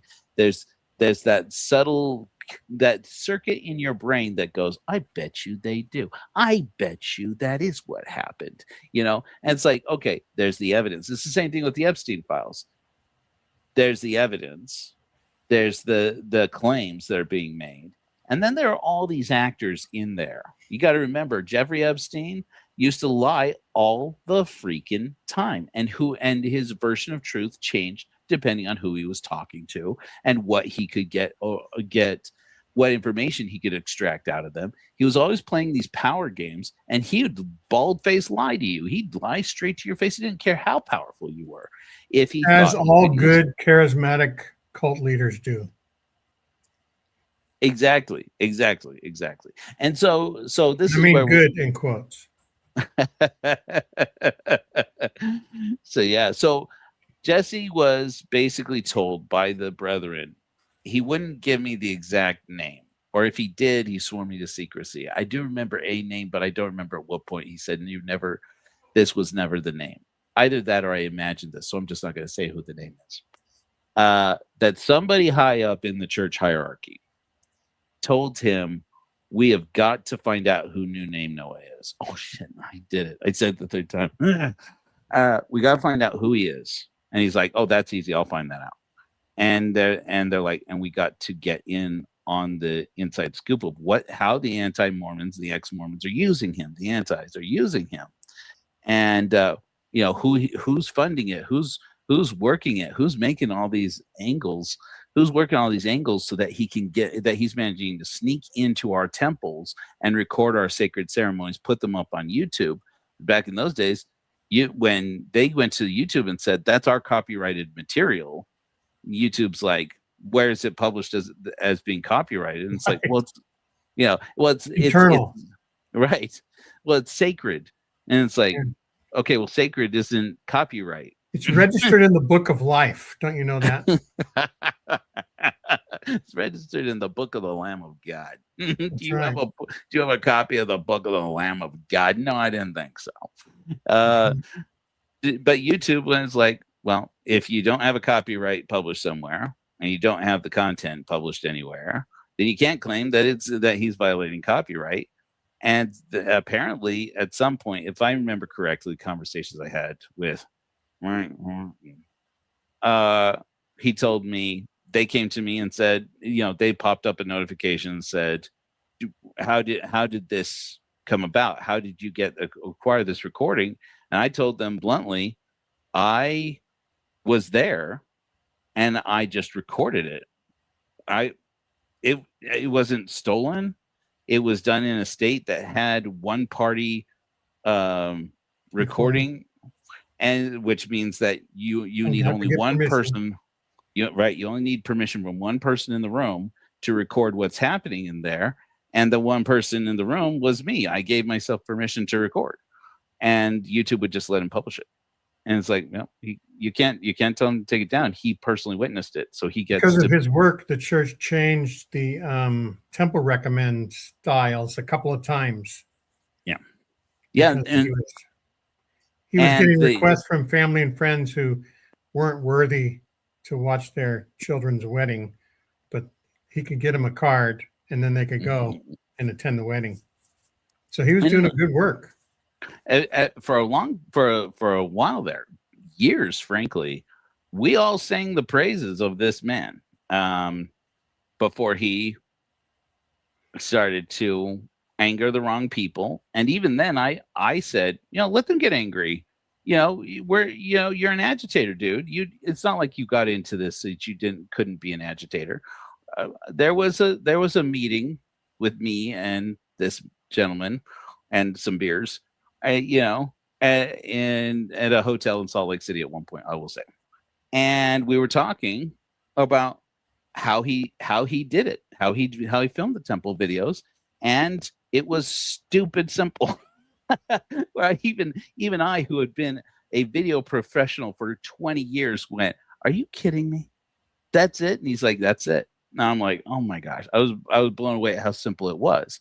But at the end of the day, the crafty way in which he did it, he went to the church in Arizona under his actual legal name, went to them, and after he had left the church or left activity, repented and got a temple recommend and went to the temple.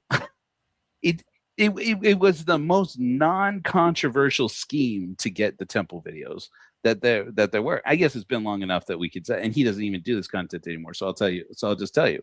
He's like, "You ever been to a spy store?" I'm like, "Oh, I've seen them." I'm like, "Yeah, only weirdos go in there." He's like, "Well, I like them." He's like, "You go in there and you can find there are pens that you can buy that have a camera on them that when you click it, it's like that." And he's like, "You take that and put it on your shirt pocket on your white shirt where you're decked out in your white temple clothes, and you just put it on that and just look to everybody like you own the place and you know exactly why you have a pen on in your pocket. Nobody stops you. And he's like, you just click. Plus, while you're in the temple, you might receive revelation. You want to write it down. Exactly. I mean, what if Mahonrai Morienkamer shows up? You're not going to record it for your posterity. That's right. Just like we're doing right now. That's right. Me and Mo hanging out with Jesus in the temple, and Krista Melka. Oh, don't say it again. Don't say the name again. But yeah, so that's an interesting story.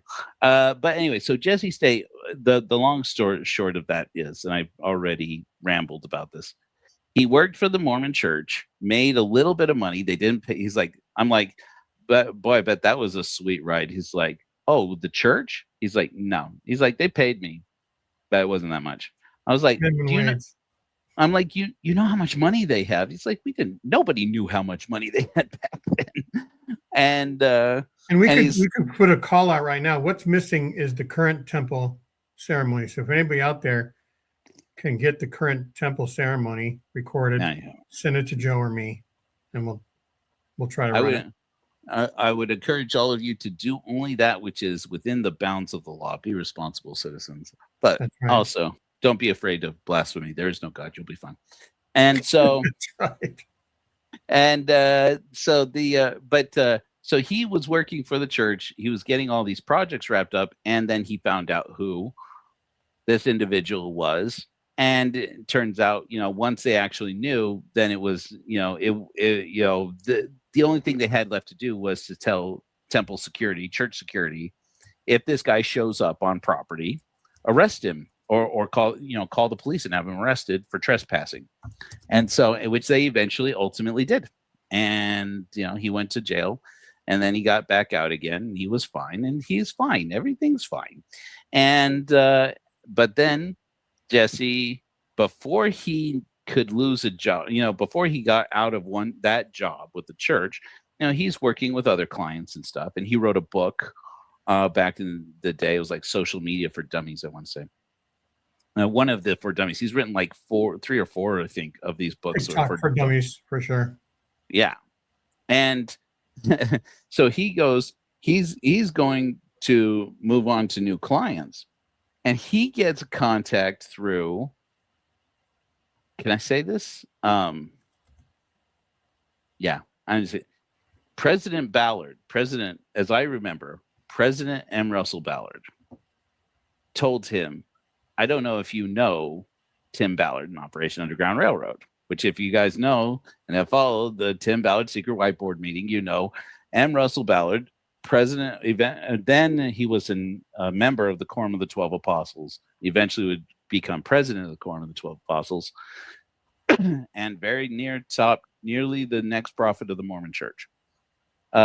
He was business partners with Tim Ballard in this big Tim Ballard secret whiteboard meeting, and holding regular meetings. According to Tim Ballard, he was having regular meetings, quarterly meetings at least, if not monthly and weekly meetings in some cases, with President Ballard.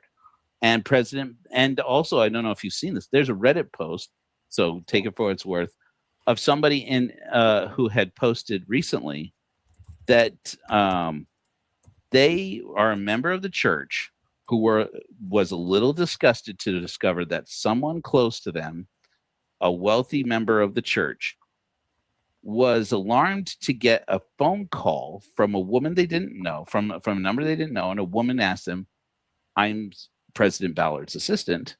Is there any chance you have a minute to talk? And yeah, I mean, an apostle of the Lord Jesus Christ is calling your phone. Yeah, I'll talk. And President Ballard got on the phone and said, I want to thank you for your service all these years. I want to thank you for your generosity with the church and with all of our charities and the More Good Foundation or whatever. I'm elaborating some of this, I'm sure. I'm just remembering it as I've read it. And then then hit them up for money, saying, we're in very desperate need of a big donation for Tim Ballard and Operation Underground Railroad. and I'm wondering if I could ask you to donate to them. And he wasn't calling to get a donation for the church or for the church's charities or for any of that. He was calling to get a donation for Tim Ballard and Operation Underground Railroad, according to a Reddit post. Who knows how true that is? But apparently, I mean, according to Tim Ballard and according to multiple people that I've talked to around this case, this was just normal. It's like President Ballard would just call people, get money, and then get people to come out and work with to come out and work with him. Well, it so happens that working there at Operation Underground Railroad for free, because he assumed, Jesse assumed they didn't have any money, because President Ballard told them, look, they could really use somebody with your skills so that they could do fundraising. He's presuming they don't have any money. He's like, now, he told me in this interview, he's like, now that I look back, boy, do I wish I'd come in there with a contract saying this is how much my services cost, because I needed the money. And he's losing his church job.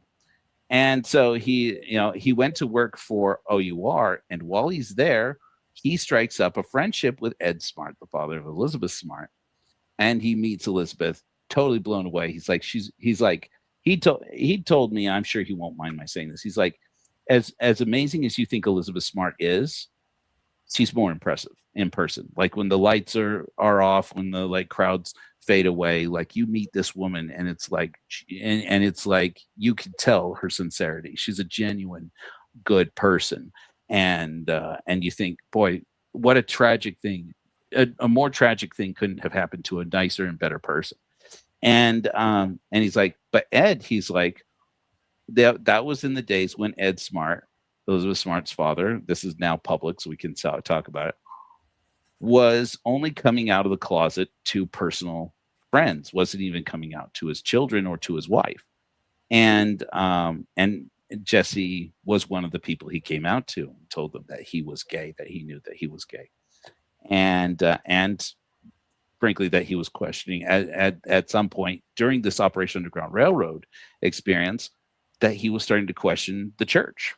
And it was while this Finding Gardy happened, the sting down in Dominican Republic, Haiti and Dominican Republic share an island, what used to be called Hispaniola. One part is Haiti and it's a mess. One part is Dominican Republic and it's more of a mess. And they went down there with this blessing of President Ballard. Again, M. Russell Ballard, no relation, apparently, to Tim Ballard, just happened to be, and who are at that point business partners in separate ventures in this big network of companies they've made. And they get down there, they're looking for Gardy Marty with Janet Russin, who is running an organization that's connecting that Gardy's father's, Bishop Gesno Marty's orphanage, Foyer de Sion, with adoption agencies in the United States. My understanding, and though I have been told otherwise on this, is that at least one of those entities is LDS Family Services. My understanding is all the time that if LDS Family Services isn't actually adoption, they are making the connections between these Haitian orphans, especially after the earthquake down there, the tragic earthquake they had, when all these children were disconnected from their families, were separated from their families, that LDS Family Services and Christian, particularly Christian networks, adoption networks, were connecting Christian families, including a lot of Mormon families. Mormons are Christians, in my opinion. I don't fuck about with that. I mean, call them whatever you want. They're Christians. But they start getting these children adopted into these families in the United States. And there is some reason to believe that, at least from the reporting we got from Lynn Packer on the subject, that at least some of those children's parents are alive. They're in Haiti.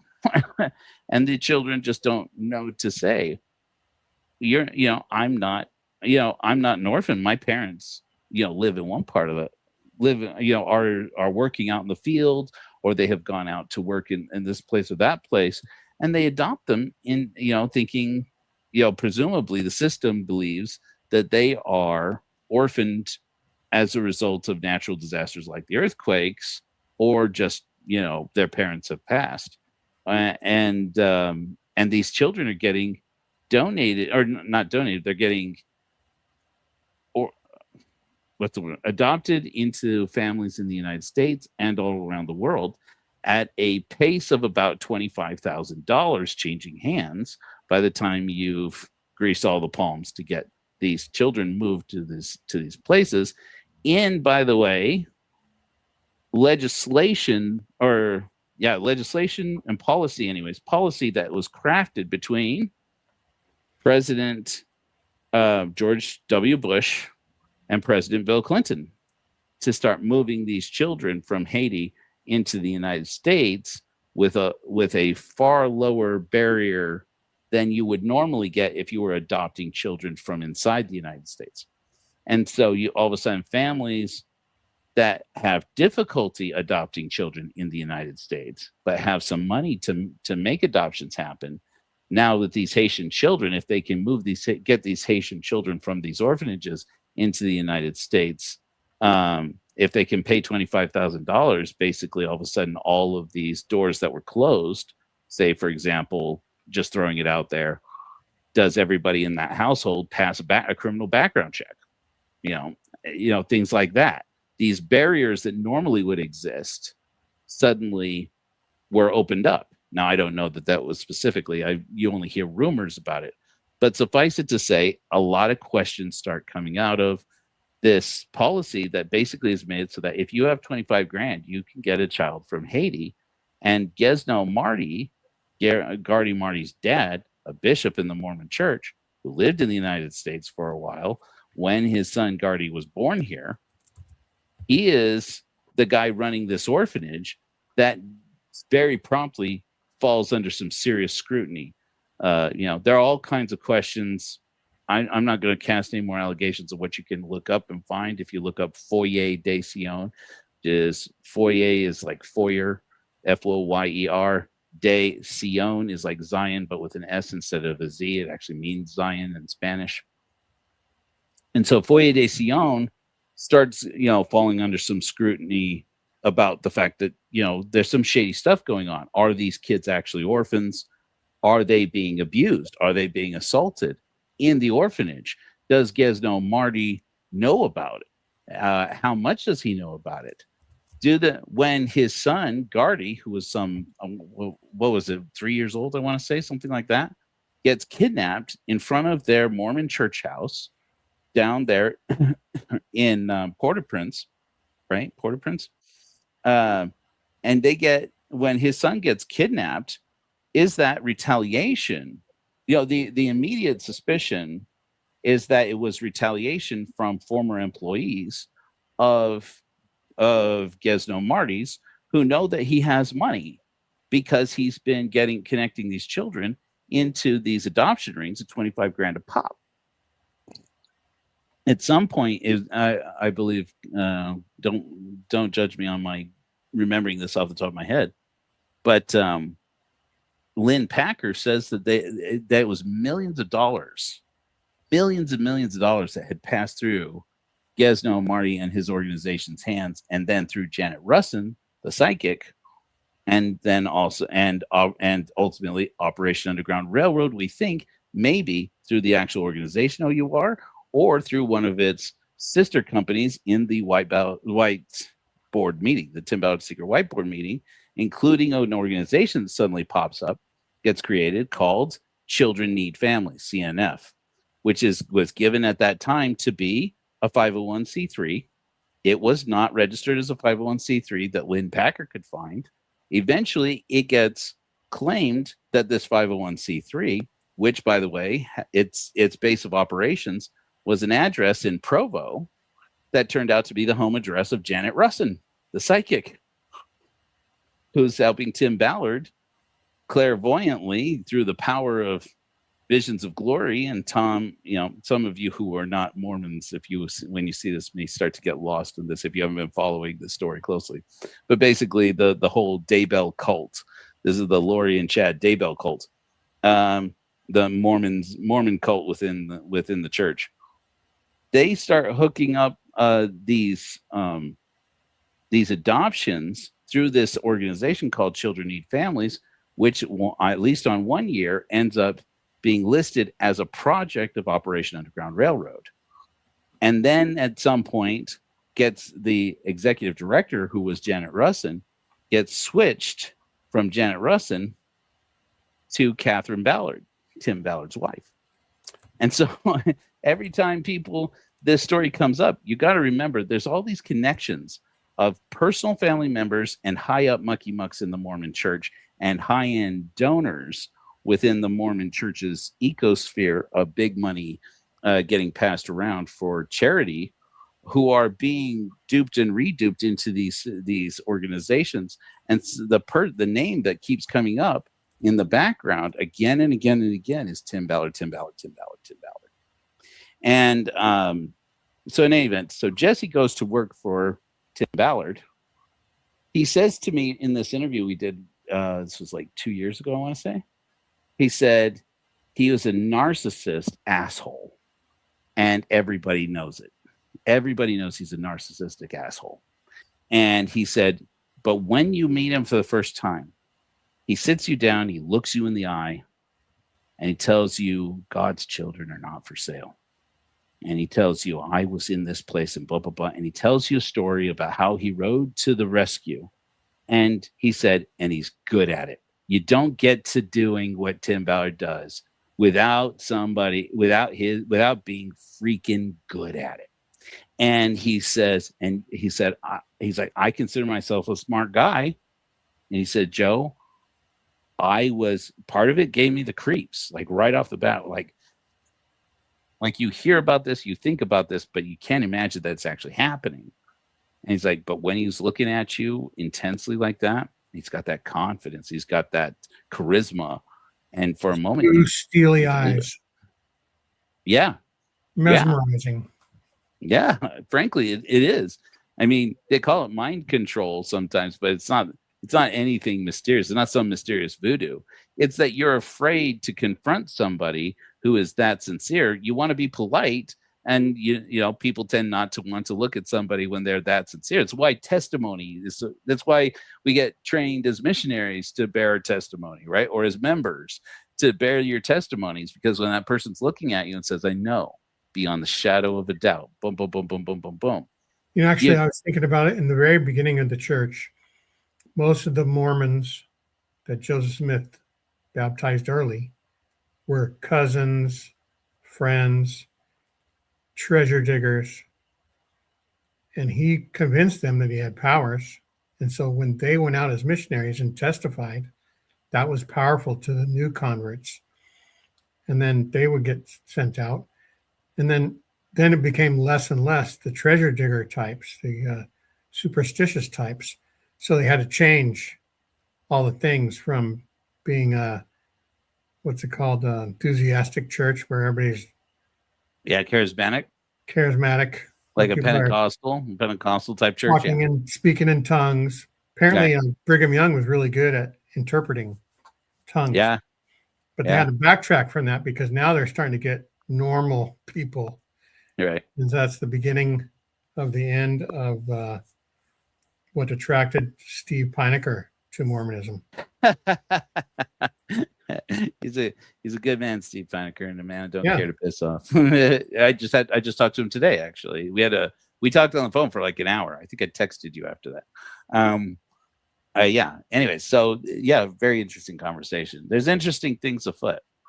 But so the end result of that is, and the reason why I brought in this big long rambly part up, and it's as it gets closer to 1 a.m.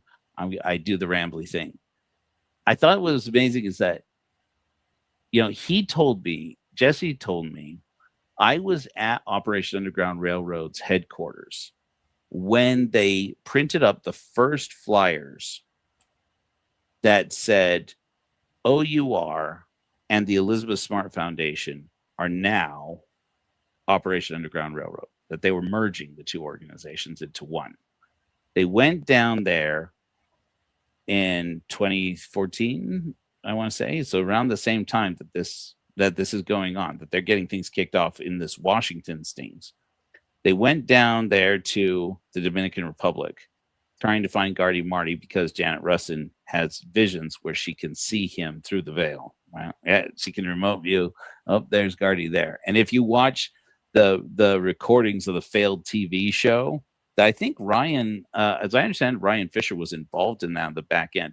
I did talk to one person who was part of the production company that was involved in that, but who told me they, gave me no useful information. But it was interesting how flighty he was about answering any questions I had for it, even off the record. He was like I'm like, just off the record, just background information for my. So and he's like, yeah, I won't give you anything for that. He's like, you seem like a nice guy. He was really friendly. He's like, you seem like a nice guy. I really care about what you're doing and everything. But honestly, I just want to put Tim Ballard in my rearview mirror and just not think about him. I'm like, well, I get that. Well, Merry Christmas. Hope you have a nice time. This is a couple Christmases ago. But they were going to merge the two companies, the two foundations, into one foundation when that business with Janet Russin down in Dominican Republic happened, and they didn't find Gardy Marty. Now, you watch the TV show about how they didn't find Gardy Marty. If you watch the shows, the episodes that nobody wanted to buy from this awful Mormon propaganda TV show that President Ballard wanted to happen, it becomes very clear that Janet Russin doesn't, she's been selling people on these abilities, these clairvoyant abilities that she doesn't actually have. Big surprise. And when they're down there, according to Lynn Packer, all these people suddenly get really dismayed, including Ed Smart. And they're down there to witness a miracle. And when they don't find Gardy Marty, it turns out that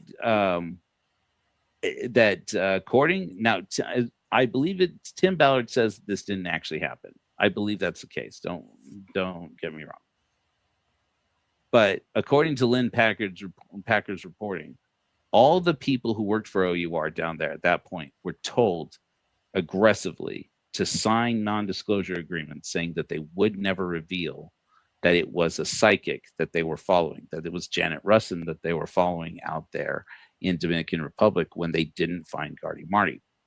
And of course, in the TV show, they played it like they did find him, but he got away. But they like carried him off by the time they could get to him. It's such BS, such wild BS.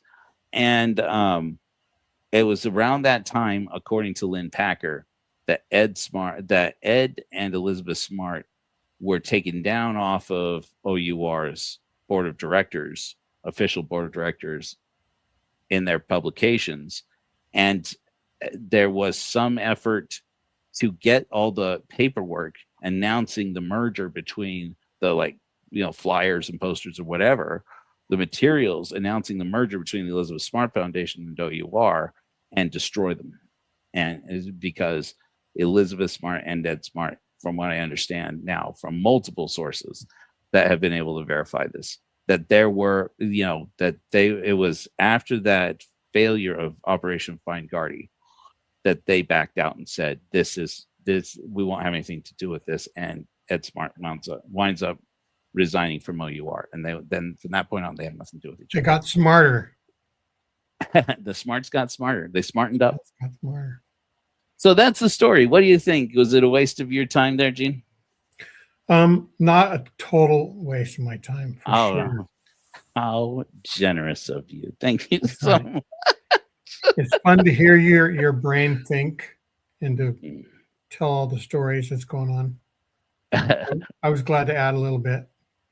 Hey, you helped out a lot, man. You did the heavy lifting. I'm glad you seem to be feeling better just over the course of this conversation, man. So I'm glad of that.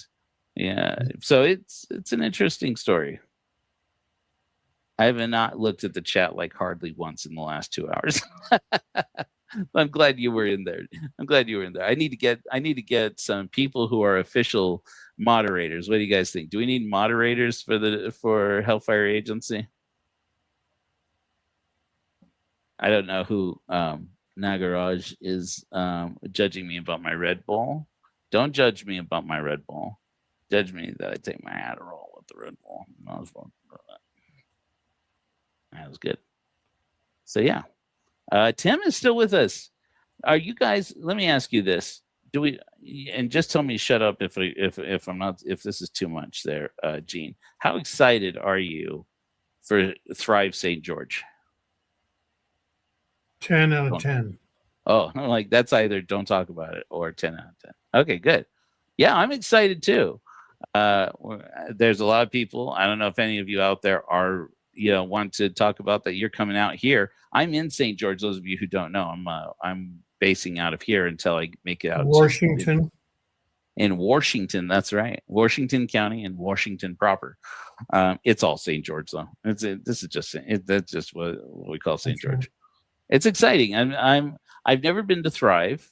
I understand Kobe Reddish is going to be there. That's exciting. That's new. Of course, in addition to the other people who are going to be there, my understanding is that Nathan's going to be there. Nathan Hinckley's going to be there, and Bishop's interview. The Bishop's interview. That's right. Bishop. Even though he doesn't do that very much anymore, he's regenerating his music career, which is great. I mean, he's a very talented country singer, right? I would regenerate my music career if I ever had one, but I'm just recently discovering mine, man. You did Suno. You can do this, man. We can do this. You and me, we can make music. I've written 3 bangers this month so far. Let's see. I had the song I wrote about my ex, which I thought was good. Made her cry. And then I did one today about Tim Ballard, but it's not quite done. Yeah, I mean, I've just been banging out new songs on new songs. The backgrounds of a couple of my last thumbnails have been generated by AI. I got the prompt right the first time. It's easy for me to slam AI and say AI, it's a tool of the billionaires and the corporations and da da da da. I mean every word of it when I say it. That being said, when I use it for me and for us, I do love it. And plus, like little people like us, we're not having anybody lose their jobs. We would never hire anybody to write a song for us anyway. Yeah, that's right. I mean, honestly, like I know you've seen this and heard this because, of course, a mutual friend of ours is Megan Connor, who couldn't make it to the show today. Those of you who were curious about the special guest that I teased and who it is, the answer is it was a few people. One is that I did tell Dean that we were going live. If you wanted to join us, you were welcome to. Right? Yeah. Either that, or he. I had meant to, anyways. And then, but the one that I had reached out to was Megan Connor, and asked her if she wanted to join us. But it is, we start at 11:15 her time. She's like, I'm going to be in bed by then. And then the other one is that I did get a hold of Cara Burrell, also known as Nuance Ho, but she has her, she has family, and she's like, in the end, I tried. She's like, I tried, but I don't think I'm going to make it tonight. I'm like, that's cool, no problem. So it was last minute, but I did want to show you this because we enjoy her work about Timmy. That's right. Timmy Did What podcast. I mentioned that at the head of the show. You guys go check out the Timmy Did What podcast on Nuance Ho, or on Cara Burrell now is her channel's name, right? And great. I was blown away again. And she reached out to me with a special thing. She's like, thank you for saying such nice things on TikTok about the show. It was a great show. They did a great episode. Ryan Fisher, I don't know very well. He's welcome on the show anytime. But anyways, we just got these, Gene. Speaking of. You should do your own self full screen right now. Okay. It's a good thought. Good thought, Gene. Oops. Okay. Bring Gene back in a moment. So this is the space after. These are the signs that are going on the, do I have it in here? On the big sandwich boards outside of the hotel here in St. George. It's not the hotel where Thrive is being held. It's it's going to be at the Hilton Garden Inn that is next door. And we're not holding the event at the same time as Thrive, but it's right afterwards. Right after. And our special guest you're going to see in the as you saw is Megan Connor. Megan Connor of Third Verse is Headlining. That's right. And she's going to give us a special musical performance in addition to being one of Mormon true crime. Oh, I shouldn't say that way, but anyways, Mormon true crime ecosphere. Megan Connor is also a trained opera singer, and she has a special presentation she's been practicing for us. She actually generously volunteered. I'm going to say this, Megan, when you see this, you're going to be like, Joe. She volunteered when the Church of Korihor was young and new, and she was really impressed with one of my godless sermons. She volunteered to sing a song for us. And I was like, yeah, do this one. And I sent her a song, and she's like, oh, okay. And then we just kind of lost track of time. No judgment. She offered to do something for the church when it was new, and I didn't have any money to offer. But this time around, I said, look, let me feature you at the first ever in-person event on the 22nd of February here in St. George at the Church of Korihor, for the Church of Korihor.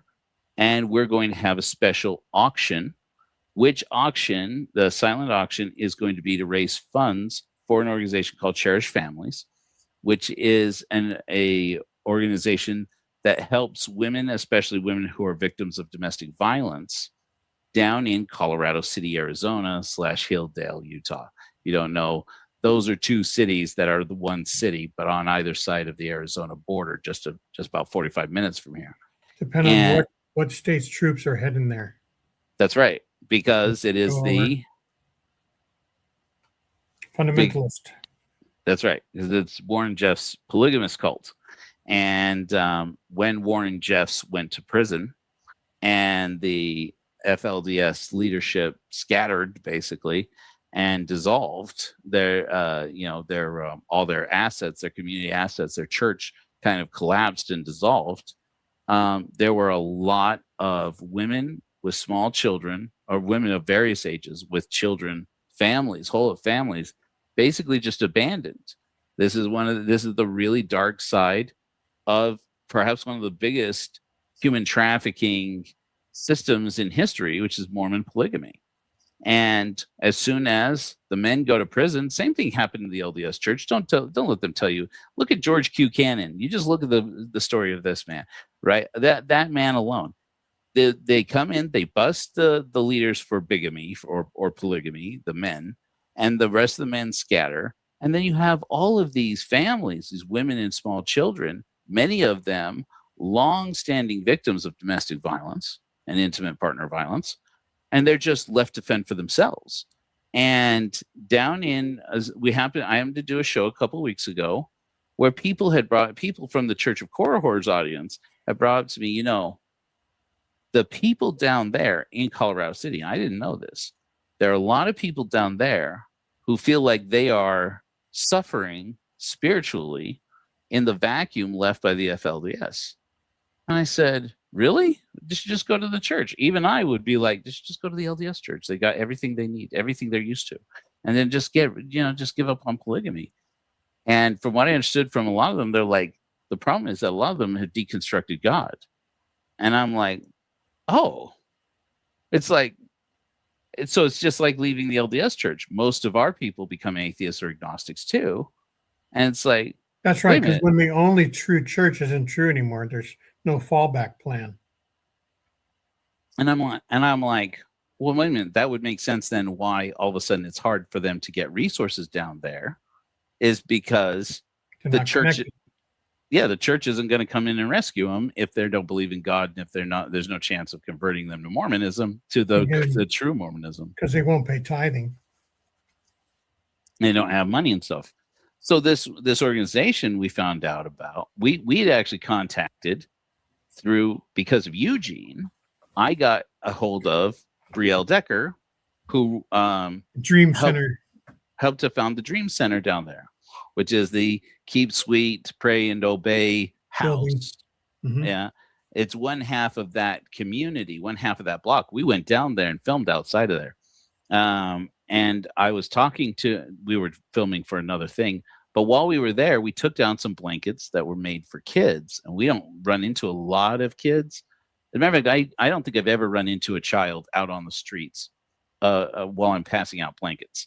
So somebody had donated a whole bunch of these blankets to go to kids who are unsheltered.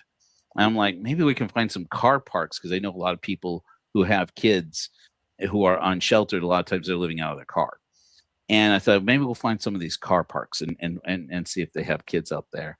And that's when somebody had said, you should go down to Colorado City and take them to the Dream Center. So I did that, contacted Brielle Decker and had a great phone conversation with her. And she's like, don't bring them to us, take them to Cherished Families. We're good.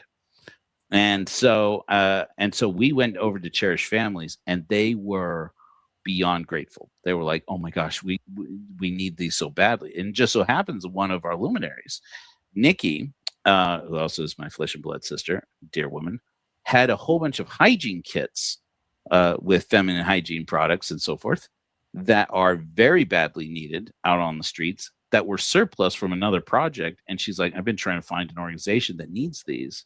And we contacted Cherished Families. And again, they said, we'll take them. We need them.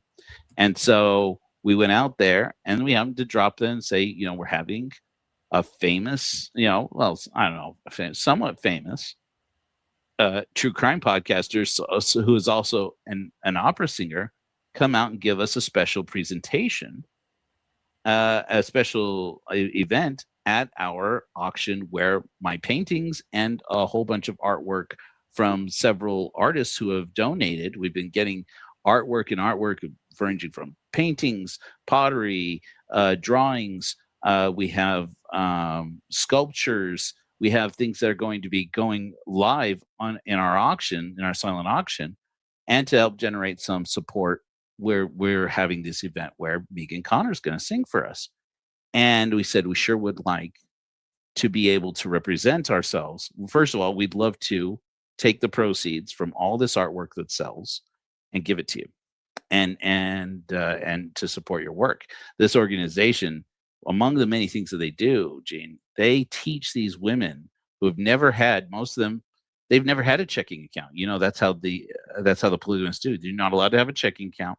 If you get a job, that job, you either work for the church or in the community, so and the money. The grid. That's right. I mean, and so these women and their families, they have no credit, they have no checking account, they have no job skills that are lucky to have a 6th or 8th grade education. Exactly, especially, and even worse for the boys. It's one of the dirty secrets of the FLDS, particularly, is that they purposely keep the boys who are not high-born in the family systems, the ones who are going to become the next apostles and prophets. They keep them uneducated specifically so that they can compel them to manual labor, so that they can force them into forced labor. And it's just disgusting. It's just shocking how this system of abuse reigned over this community for so long. And we said, look, there are people here doing the good work.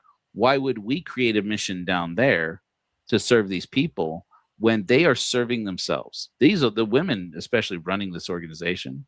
They're from that city. They're from that community, and they are out there pulling themselves up by their bootstraps. They're, as they say, empowerment. They're empowering their own community, and it's great. It's just great.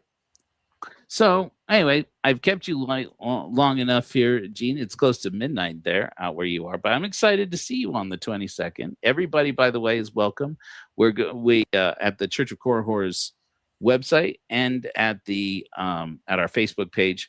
We are within this weekend, we're going to have an RSVP link where people can respond that they want to attend the event. The event is free to attend. And of course, you can also donate if you have the means so that we can do future events. So I'm excited. I'm excited too. Okay. Well, let's finish up with a hymn. What do you think? Gene, do you have a recommendation? A hymn or hers? I don't really care. A hymn or hers. Well, in that case, then we definitely need to have boom, boom, boom, video file better than Tim Ballard, which is a let's do. And one thing real quick Yep. is for some of the viewers that will see this that haven't seen earlier, about a week ago, I released a video with a former polygamist, and we talk about there were 4 hidden revelations that guided the fundamentalist religion groups, and the church denied that they existed. Right. But this last summer, the church put one of them up on their historical resources, archives, quietly. Is it John Taylor revelation, wasn't it? The John Taylor revelation, right? But there's 3 other revelations that count as well as sort of foundational to the fundamentalist and all the other polygamist groups, that Ballards and all the others. So I haven't watched it yet. I'm excited. Now that you're mentioning it, I did Moroni, remember. Alred Jessup. Oh wow, that's a polygamous name, and good Actually, for him. It's Moroni something Jessup. Mm. I can't remember, but whatever. All right, friends. Thanks so much for coming out here. Again, remember that if you feel so inclined and you want to help the work, please go to korihor.org, click on the give button. Also, korihor.org/give. And let's say, I'm thinking the age of reason.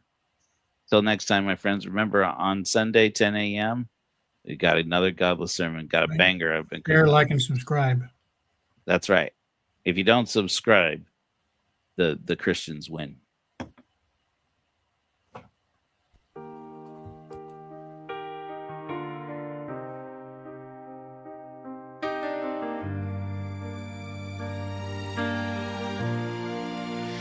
After the night of faith dawns our revolution. Rebels in an age of doubt took hold of our evolution. Harness the elements, tame the gods of thunder, cast off the slave's chains, look up with wonder.